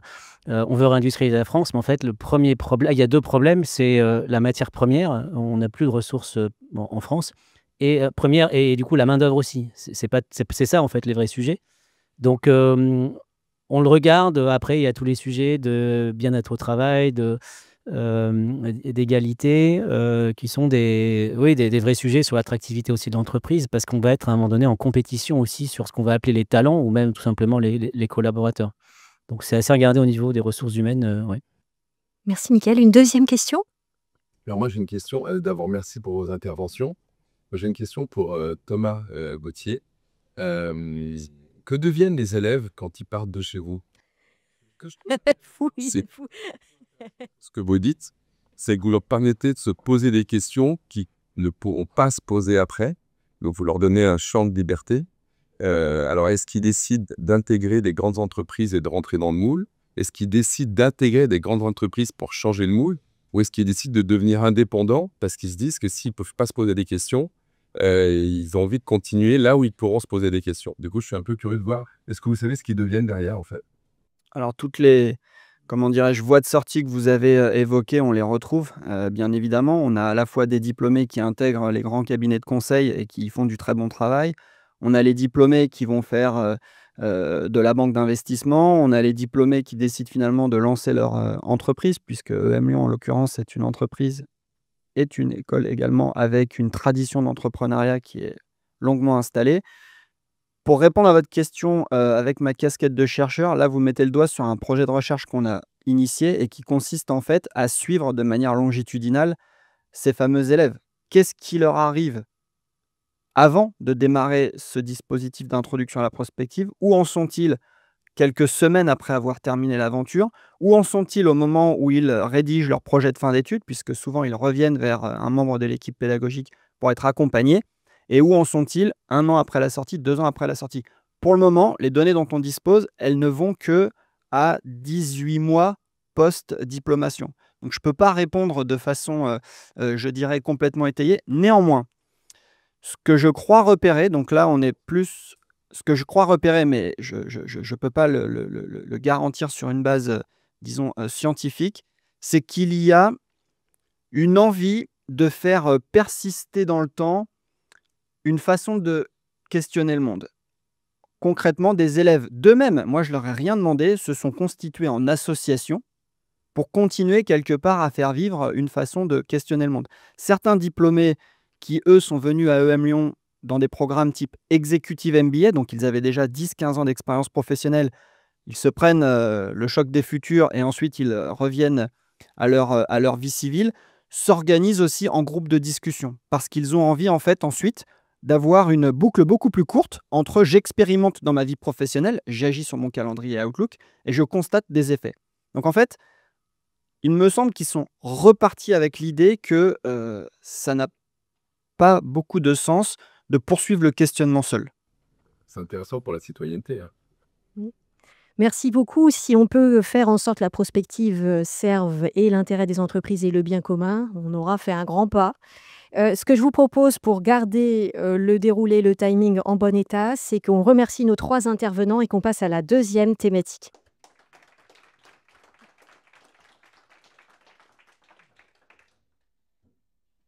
Alors, avant d'inviter le panel IA à nous rejoindre, je voulais faire une petite présentation introductive sur prospective et intelligence artificielle. On a pour quelques minutes.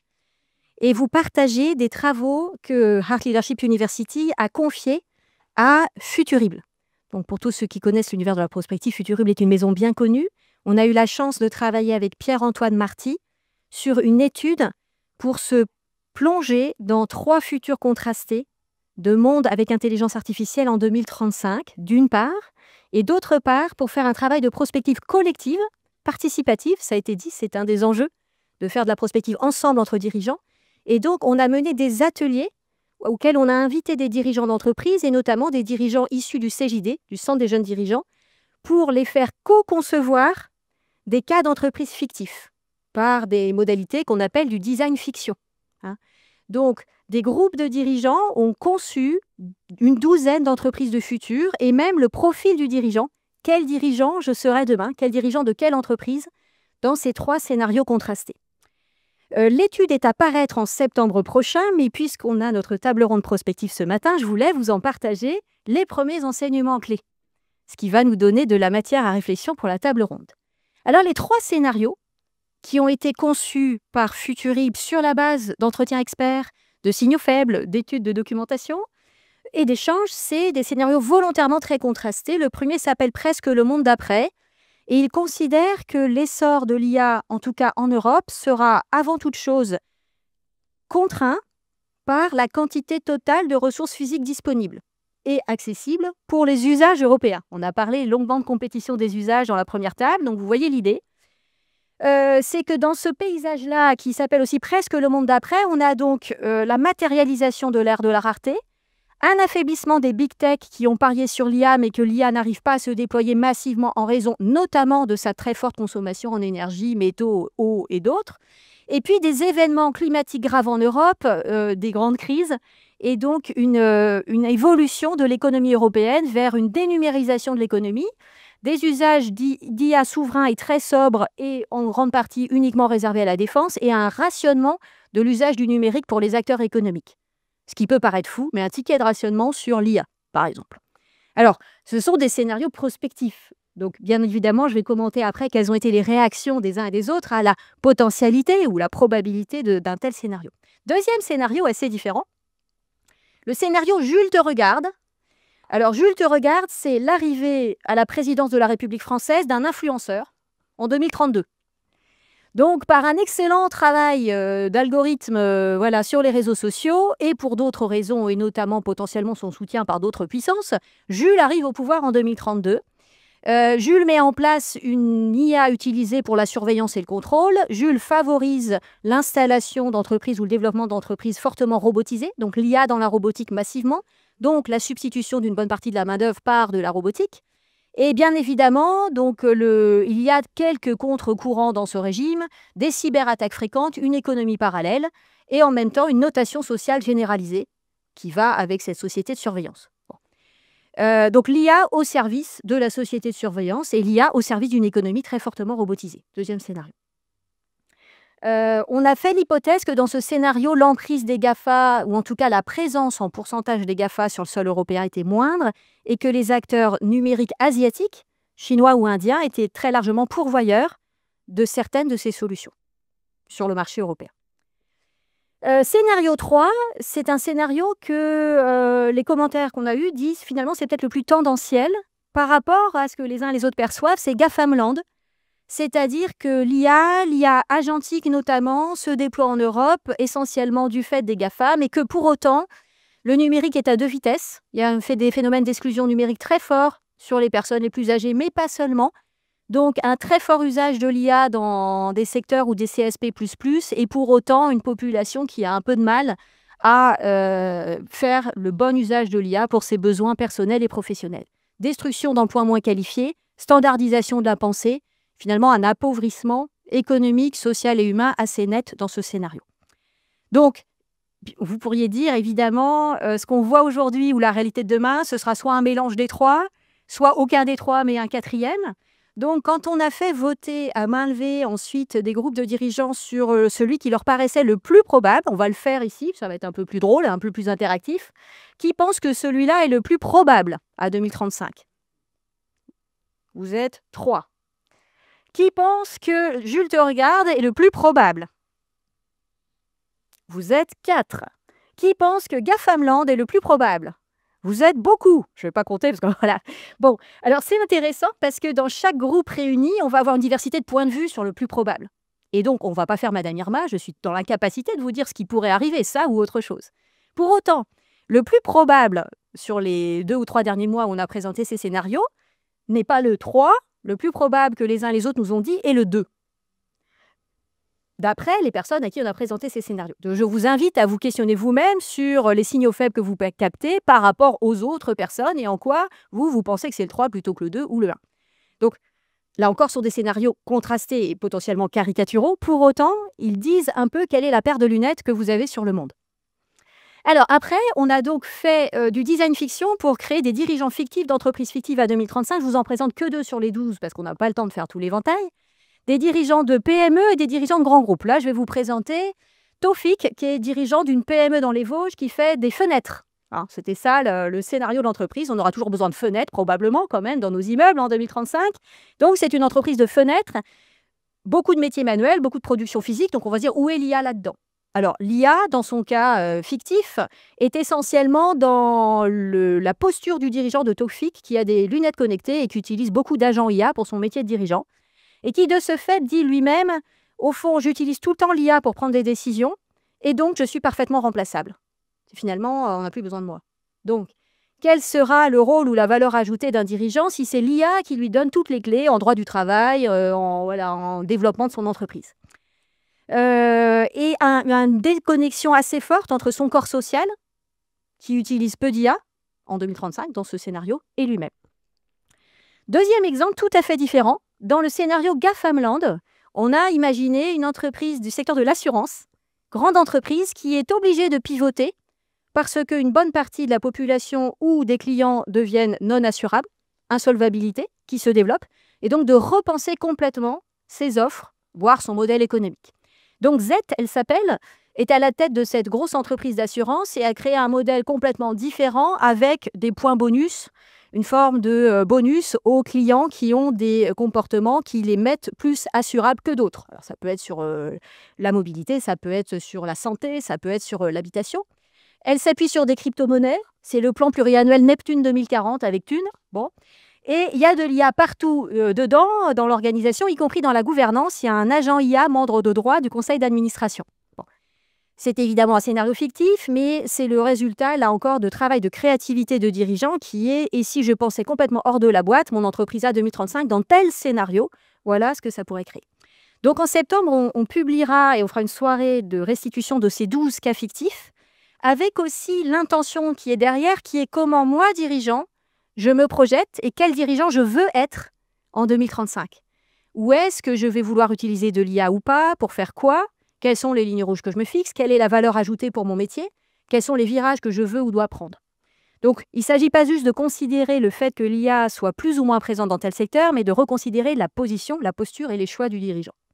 Alors, pour en parler, je vais donc inviter à me rejoindre 2 intervenants pour cette table ronde prospective et intelligence artificielle. Michel, si tu veux bien, Michel Payet, de l'Observatoire des métiers de l'assurance, et Damien, dirigeant du cabinet Good.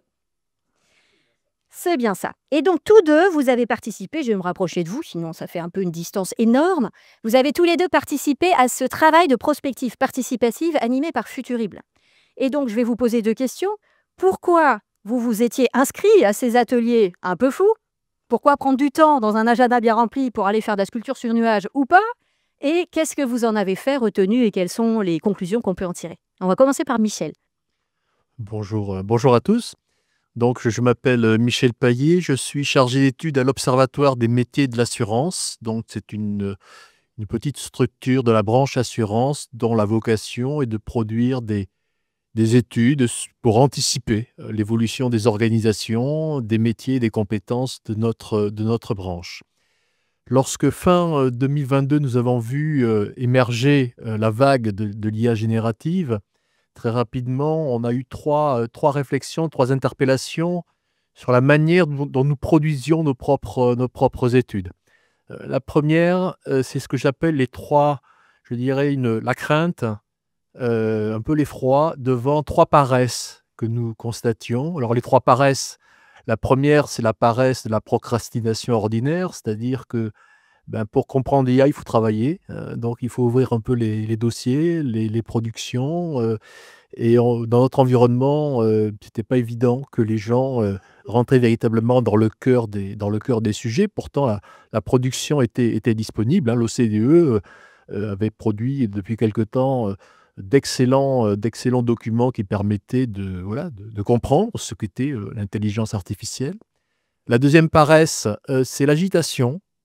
Et cette forme de paresse-là, elle était encore beaucoup plus présente. Alors, ça produisait dans tous les coins, ça sortait des prévisions, les colloques et les articles se multipliaient sans qu'on y trouve beaucoup de fonds et beaucoup de fondements.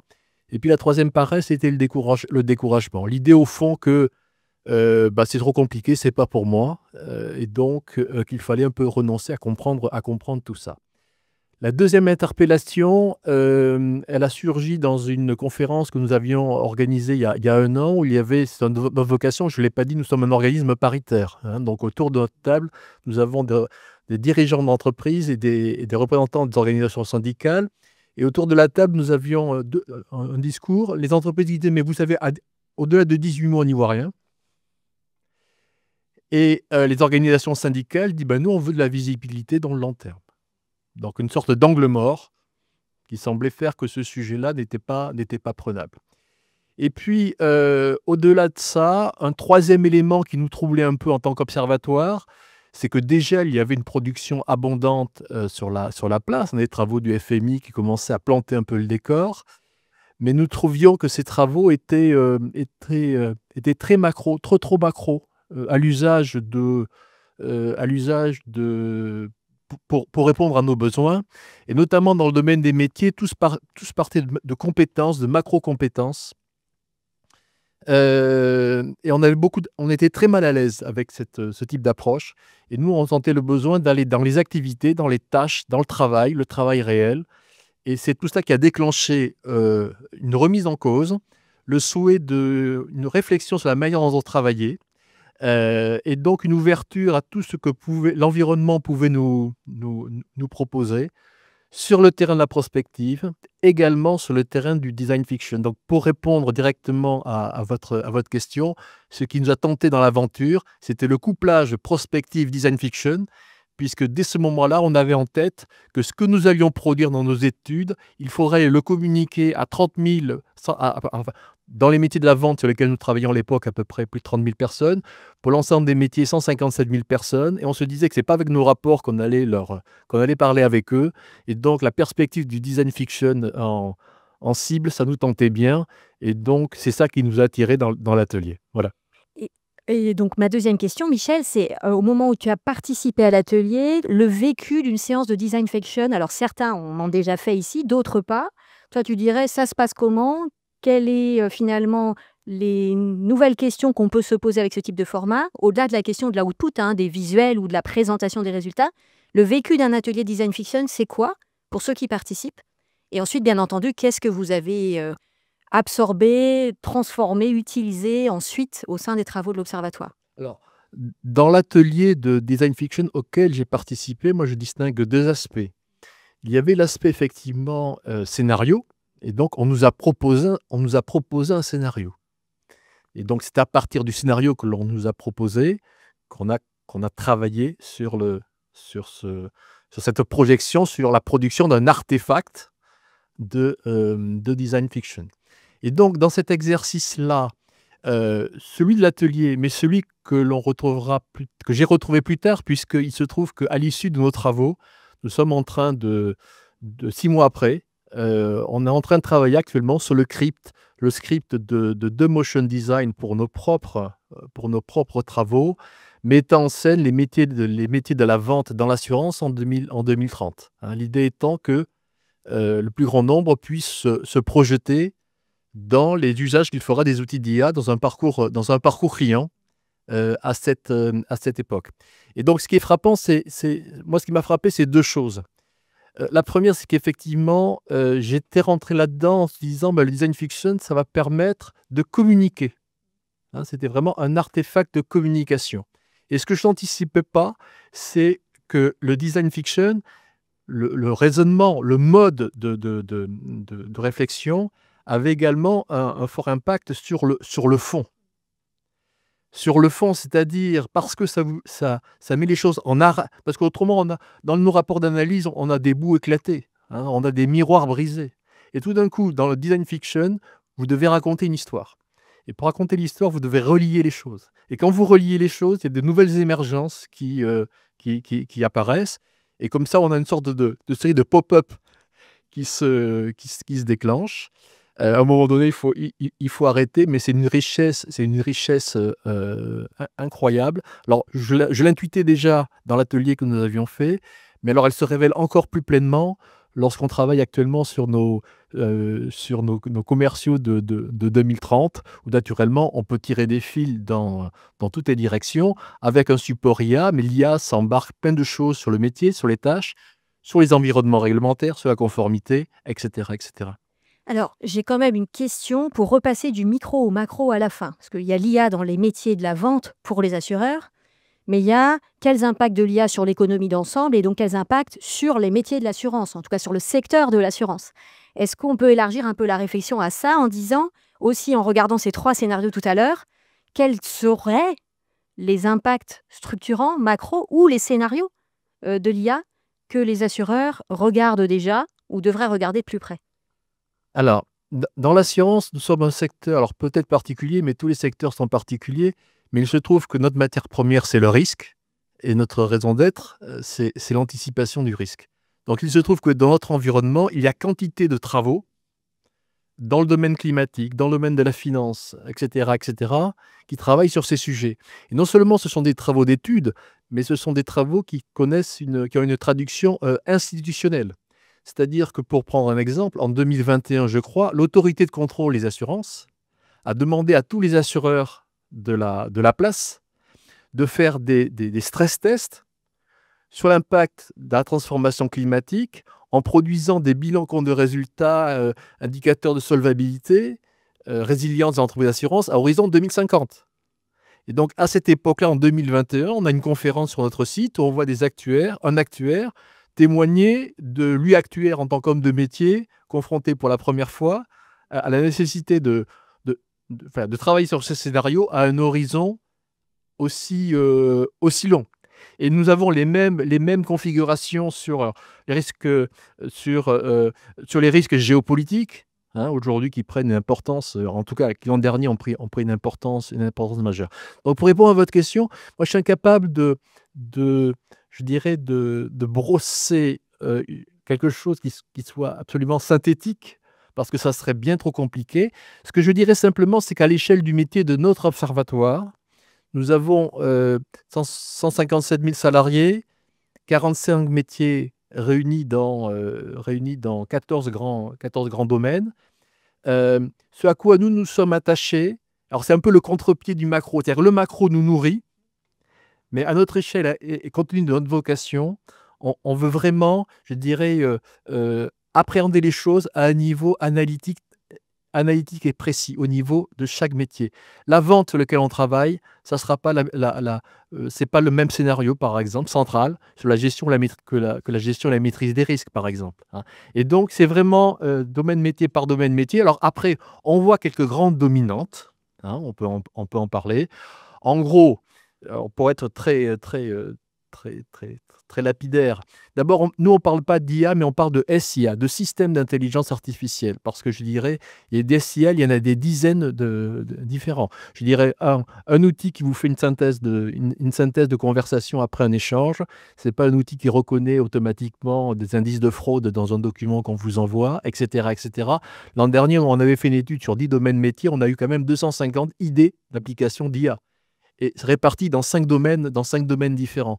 Donc, ça impose une approche analytique et par SIA et par domaine métier. Donc, c'est ce sur quoi on veut insister.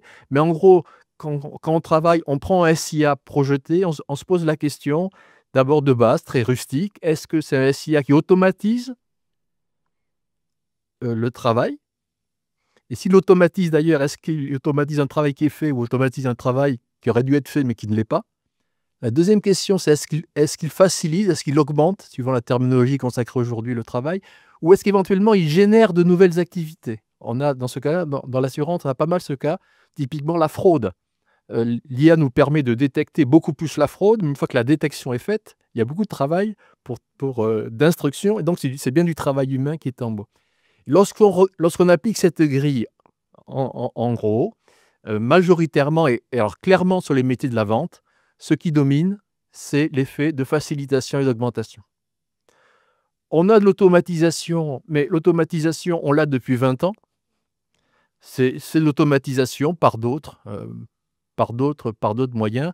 Et au moins sur la vente, on n'a pas d'effet de génération. On les aurait peut-être sur des effets de gestion de contrat. Voilà un exemple, en gros. Merci beaucoup, Michel. Et on va passer la parole à Damien pour le deuxième témoignage. Peut-être, Damien, si tu peux ou veux te présenter avec tes 2 casquettes, dirigeant d'entreprise et acteur au sein du CJD, le Centre des jeunes dirigeants, puis de témoigner aussi sur ces questions. Pourquoi t'être inscrit dans cette aventure prospective et IA? Alors bonjour Hélène, Michel, on était dans le même atelier si je me souviens bien. Et bonjour à tous. Donc oui, Damien Touvenin, je suis effectivement le cofondateur d'un cabinet qui s'appelle Good, qui emploie entre 20 et 35 personnes, suivant qu'on compte les freelances qui travaillent pour nous ou uniquement mes salariés. Et on est spécialisé dans l'accompagnement des équipes qui font du logiciel. On aide à retrouver de l'agilité quand les équipes sont un peu lasses ou que les dirigeants sont un peu agacés. Et à côté de ça, effectivement, je suis membre depuis 17 ans d'une association, une très belle association de dirigeants qui s'appelle le Centre des jeunes dirigeants, le CJD. C'est un mouvement patronal qui est né en 1938 avec une conviction, à l'origine d'ailleurs un étonnement du fondateur, Jean Mersch, qui était l'opposition qu'il percevait dans la société entre l'intérêt de la société et l'intérêt de l'entreprise. Donc l'idée du CJD, c'est que les dirigeants, par leur manière d'être et leur manière de diriger, impactent leur entreprise et que leur entreprise impacte la société. Et donc la vocation du CJD, c'est de faire grandir les dirigeants dans leur métier de dirigeant pour que ça bénéficie à leur entreprise et que celle-ci bénéficie à la société. Avec une mission initiale qui était remettre l'économie au service de l'homme. Entre-temps, ça a évolué pour aller vers l'économie au service du vivant. Voilà, donc 6000 membres à peu près, un peu partout en France et dans quelques pays par rayonnement ensuite. Et donc, ma première question, pourquoi as-tu eu l'envie et l'idée de participer à cet atelier de prospective et IA? Alors, moi, je suis venu avec 3 motivations qui se confondaient un peu. La première, c'est parce qu'en tant que dirigeant d'un cabinet de conseil, l'IA, c'est un énorme point d'interrogation stratégique. Aujourd'hui, quand on voit que, typiquement, en radiologie, une IA, elle est bien meilleure que les chirurgiens pour faire un diagnostic. Assez vite, je pense qu'elle va être bien meilleure que nous dans les préconisations en conseil, et si ce n'est pas déjà le cas. Et autant en radiologie, j'imagine qu'il y a encore des freins où on se dit « je préférais que ce soit un humain », peut-être à tort, mais alors quand on paye des consultants, je pense qu'assez vite, on va nous demander à quoi on sert. Donc il fallait que je sois là pour ça. La deuxième chose, c'est que dans mes clients, il se trouve que j'accompagne un gros acteur public qui est en train de construire une IA interne et qui est très focalisé pour l'instant sur des problématiques très opérationnelles de droit d'accès, de comment on vérifie l'usage qu'en font les gens, etc. Et où tout l'impact sociétal que ça a est totalement impensé. Et puis, le troisième, c'est que je suis extrêmement curieux. Je suis quelqu'un qui a toujours adoré se projeter dans le futur. Et du coup, j'avais très envie de venir jouer à faire de la prospective sur l'IA. Et alors justement, est-ce que par rapport à ce que disait Michel sur le format design fiction, sur le fond, la forme, le côté jeu créatif ensemble, est-ce que finalement, tu avais déjà potentiellement du goût pour la prospective et ça en a rajouté, ou tu penses que c'est un format qui est justement bon et qu'il faut délivrer plus pour donner envie ou embarquer plus de monde sur des démarches de prospective? Alors, je ne ferai pas l'opposition que tu as faite. C'est-à-dire que, alors, je ne sais pas si j'avais un goût pour la prospective, mais j'ai un goût très fort pour la rêverie et l'imagination et le jeu. Et c'est un format extrêmement ludique. Et je rejoins tout à fait Michel sur le fait que c'est pas uniquement donner forme à des idées ou à un futur possible. Pour moi, ça joue un rôle de...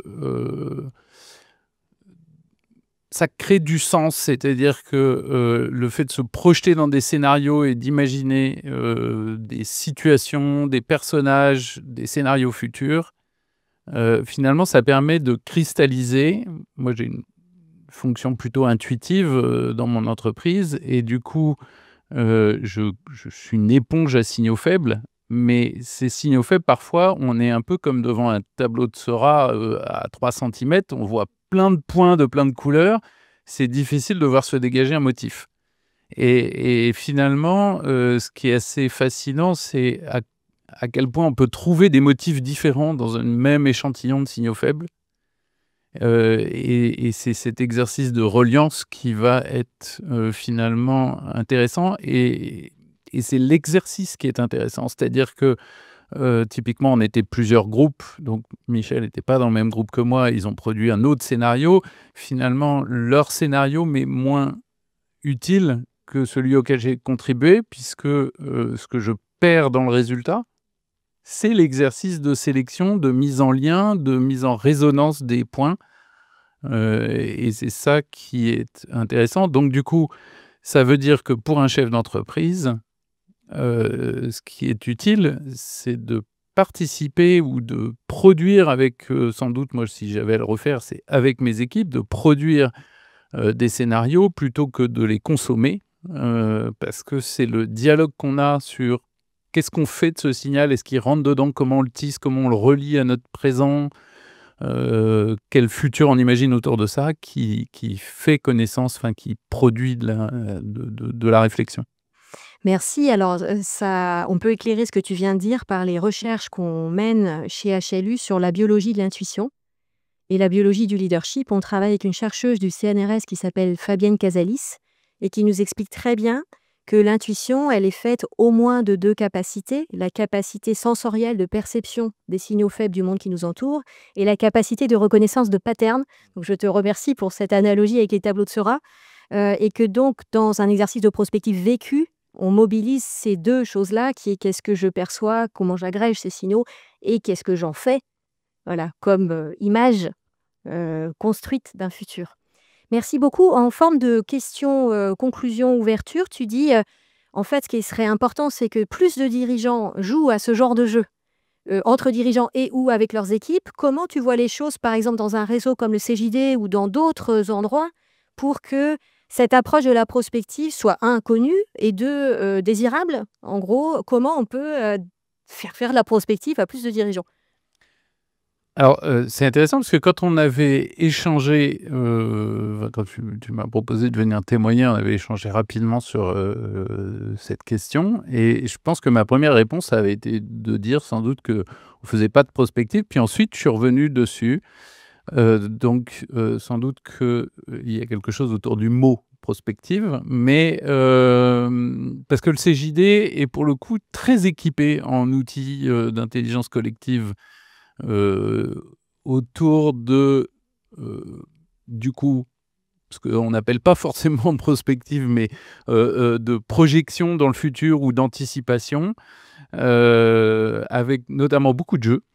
Des jeux qui ont été créés au CJD, comme il y a un jeu qui s'appelle Voir plus loin, InnoView, il y a dans un parcours de formation du CJD qui s'appelle Copernic, un module où on travaille sur les aléas et donc alors là c'est très fort, hein, parce que quand on est en groupe de 10 dirigeants et que chacun commence par identifier tous les aléas de son entreprise et qu'ensuite il se fait challenger par les 9 autres, il en découvre un nombre qu'il avait complètement soigneusement omis de regarder parce que ça gratte un peu.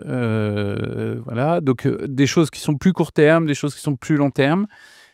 Par contre, ce qui manque un peu, à mon sens, je vais rejoindre ce que disait M. Gauthier, j'espère que je me suis pas... Thomas Thomas Gauthier, oui, mais non, Thomas bref.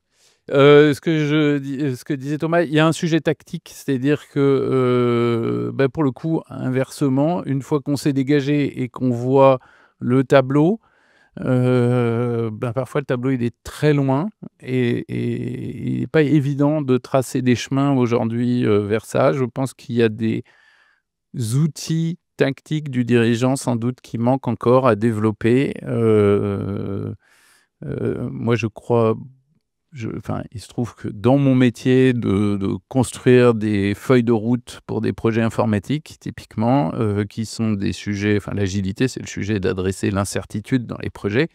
Je crois beaucoup au fait de développer de l'optionnalité dans les choix, et ce qui est assez rarement quelque chose qui est pris en compte dans la réflexion tactique. C'est-à-dire qu'on analyse, on fait un choix, on prend une décision, on laisse assez peu de portes ouvertes, on fait assez peu de double investissement sur des choses en déterminant quel est le dernier moment de décision et de repousser la décision au plus tard, au moment où on aura plus d'informations, et donc de garder le maximum de liberté entre les deux. Il y a sans doute des outils autour de ça à développer parce que sinon, les dirigeants que je vois autour de moi, que ce soit, moi je suis beaucoup au CJD, un de mes associés est à l'APM, on aime bien aller se confronter à des idées du futur. C'est intéressant, c'est stimulant, c'est un peu effrayant parfois, ça nous change, ça nous sort un peu du quotidien. Mais en fait, pour le relier dans le quotidien, justement, et impacter l'agenda, impacter les décisions, il manque ces outils finalement, je ne vais pas tout miser aujourd'hui avec Thomas, un autre Thomas. On est en train de travailler en ce moment au sein du CJD sur un truc qui s'appelle la Convention JDoyenne, qui réunit une cinquantaine de dirigeants pour réfléchir à comment on repense nos business models à l'aune de la transition écologique et des impacts que ça va avoir sur nos métiers. C'est très facile, on a plein d'informations pour se projeter à 2030 2030 c'est encore rapide, mais à 2050. Et pour autant, même si on voit vers quoi on veut aller, se dire comment est-ce que je fais évoluer ma boîte tout de suite aujourd'hui, dans le contexte qui est celui d'aujourd'hui, qui est très contraint, c'est beaucoup moins facile. Merci beaucoup pour cette forme de conclusion. Ça veut dire qu'il y a encore du travail, et tant mieux. Il y a plein de projets pour que la prospective puisse aider à passer aux actes. Ce qui est un des sujets qui nous motive beaucoup chez HLU, c'est du cœur aux actes, qui est un peu la baseline d'une bonne partie de nos activités. Comment on peut accompagner des dirigeants, des leaders vers une économie contributive.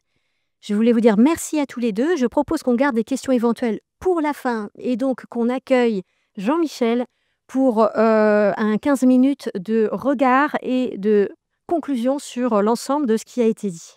Merci beaucoup.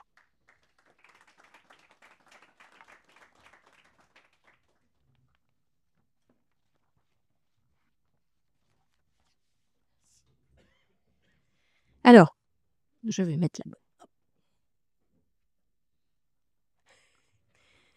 Alors, j'ai proposé à Jean-Michel Valentin de participer à cet événement ce matin pour apporter son regard du prospectiviste.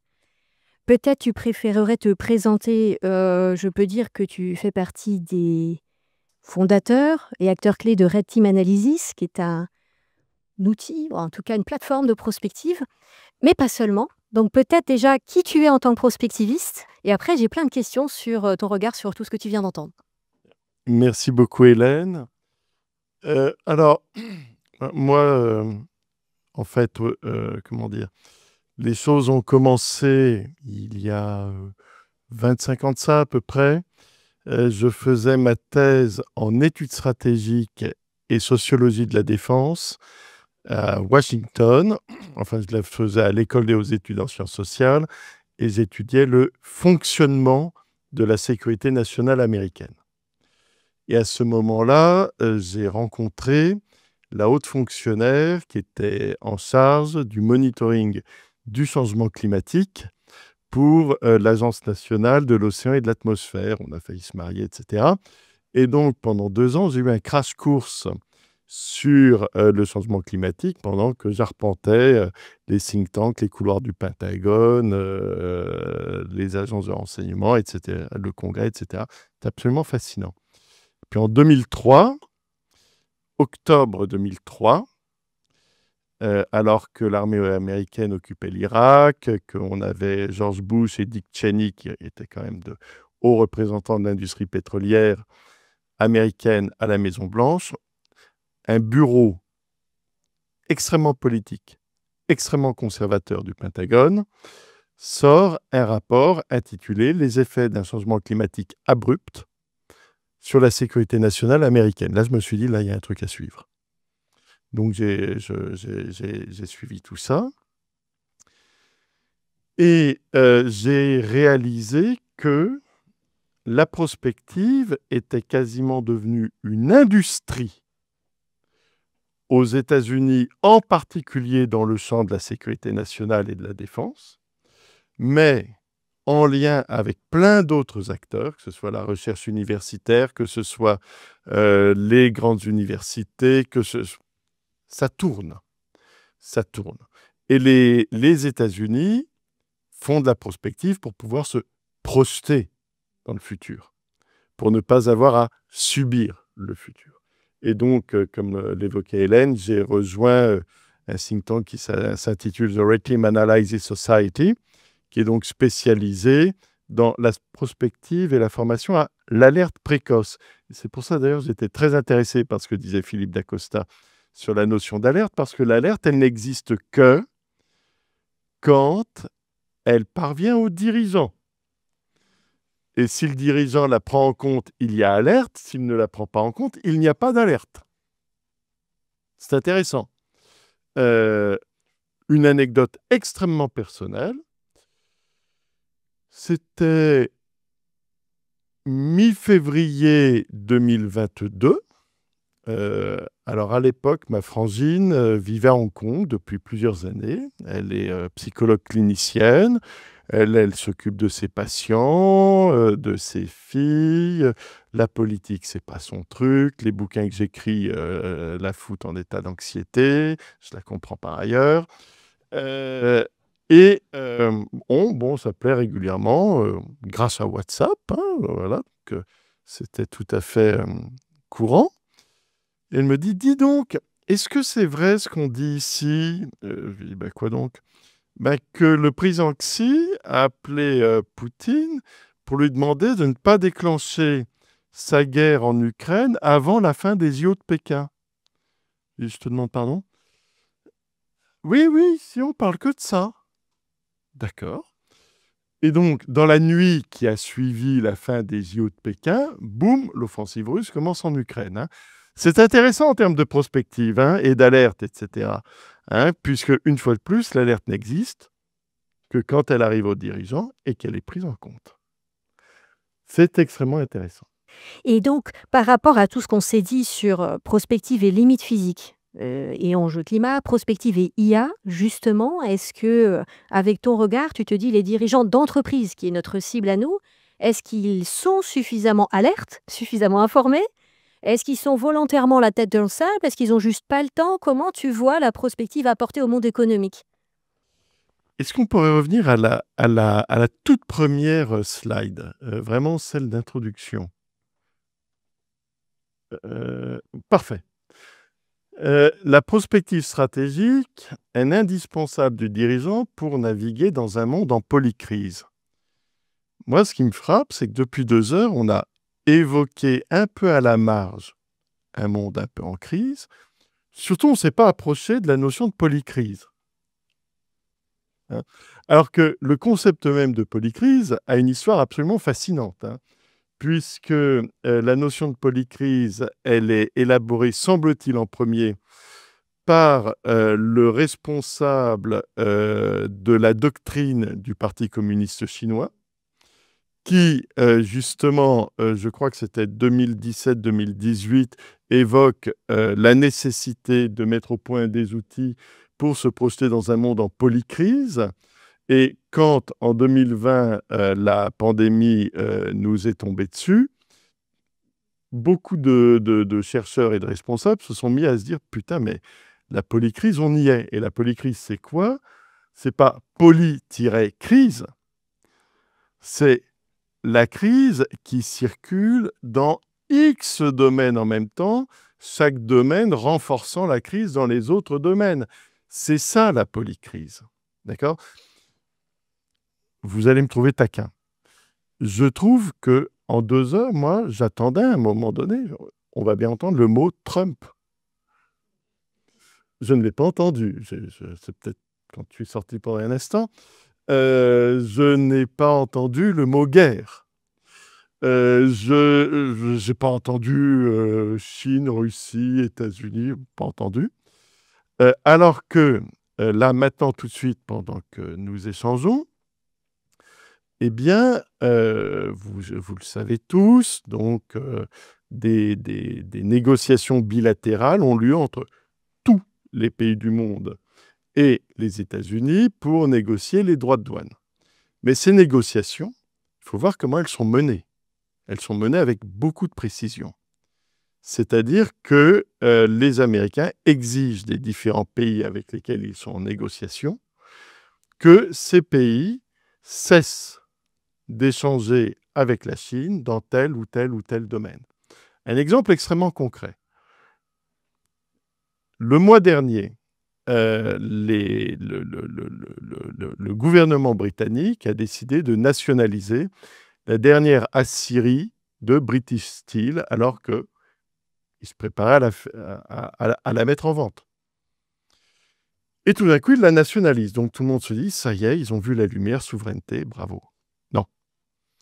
C'est les Américains qui ont dit, vous allez nationaliser British Steel si vous voulez continuer à faire du commerce avec nous, parce qu'il est hors de question que les Chinois rachètent votre aciérie. D'accord? Donc, ce que je veux dire par là, c'est que pour que le dirigeant navigue dans un monde en polycrise, il faut admettre qu'on est en polycrise.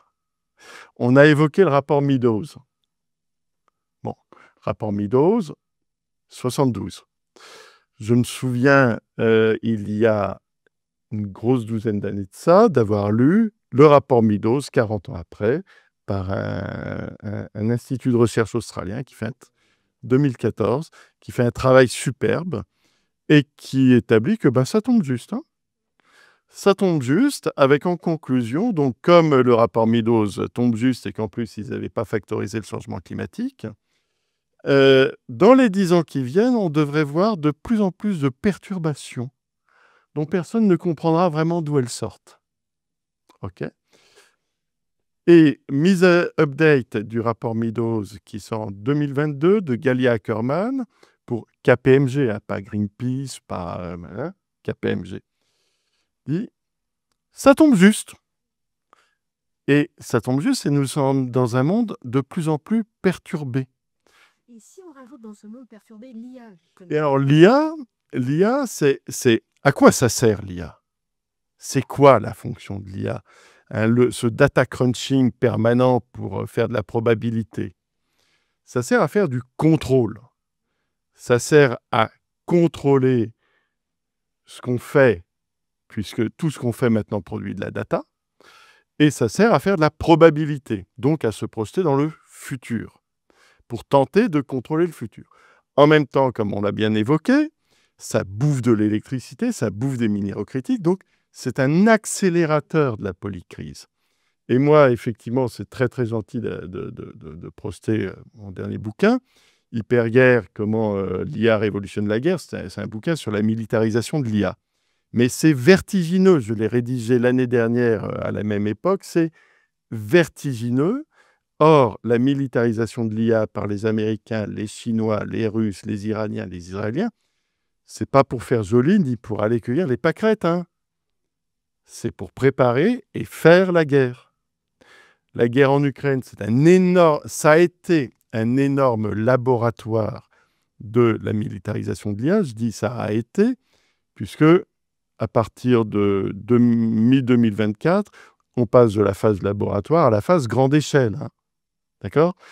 Et sur tous les théâtres d'opération actuels, ça y va dans tous les sens.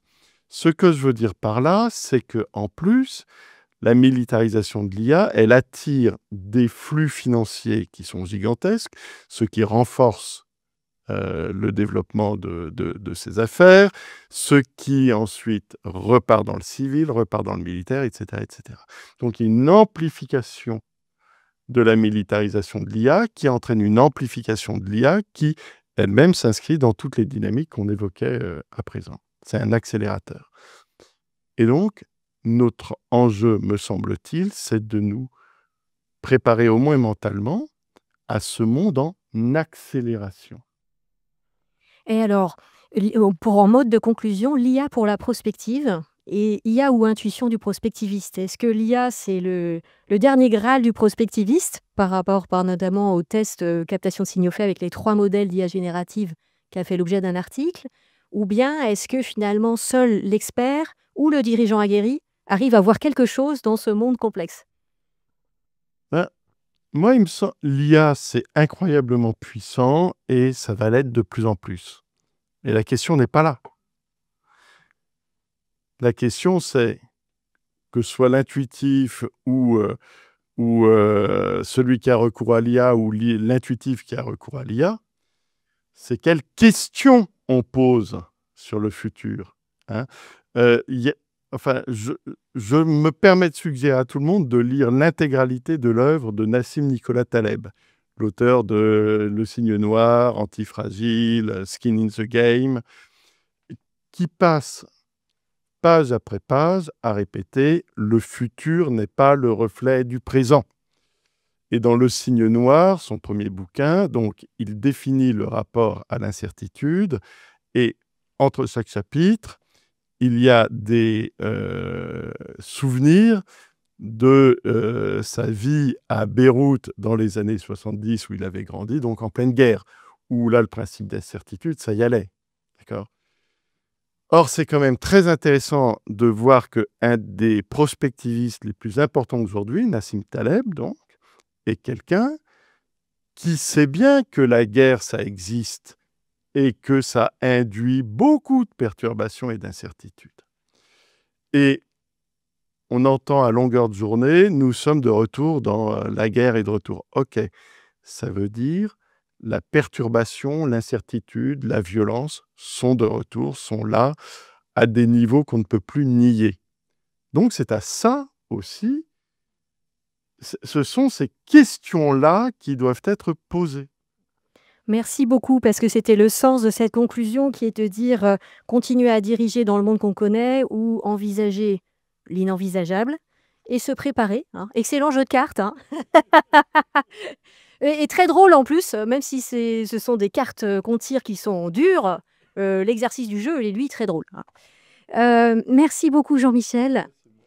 Peut-être une question à Jean-Michel et après on poursuit les échanges autour du café. Qui a une question? Sinon, on la prend au café. Tout le monde a besoin d'un café, je pense, après ça. Ah, merci beaucoup, merci.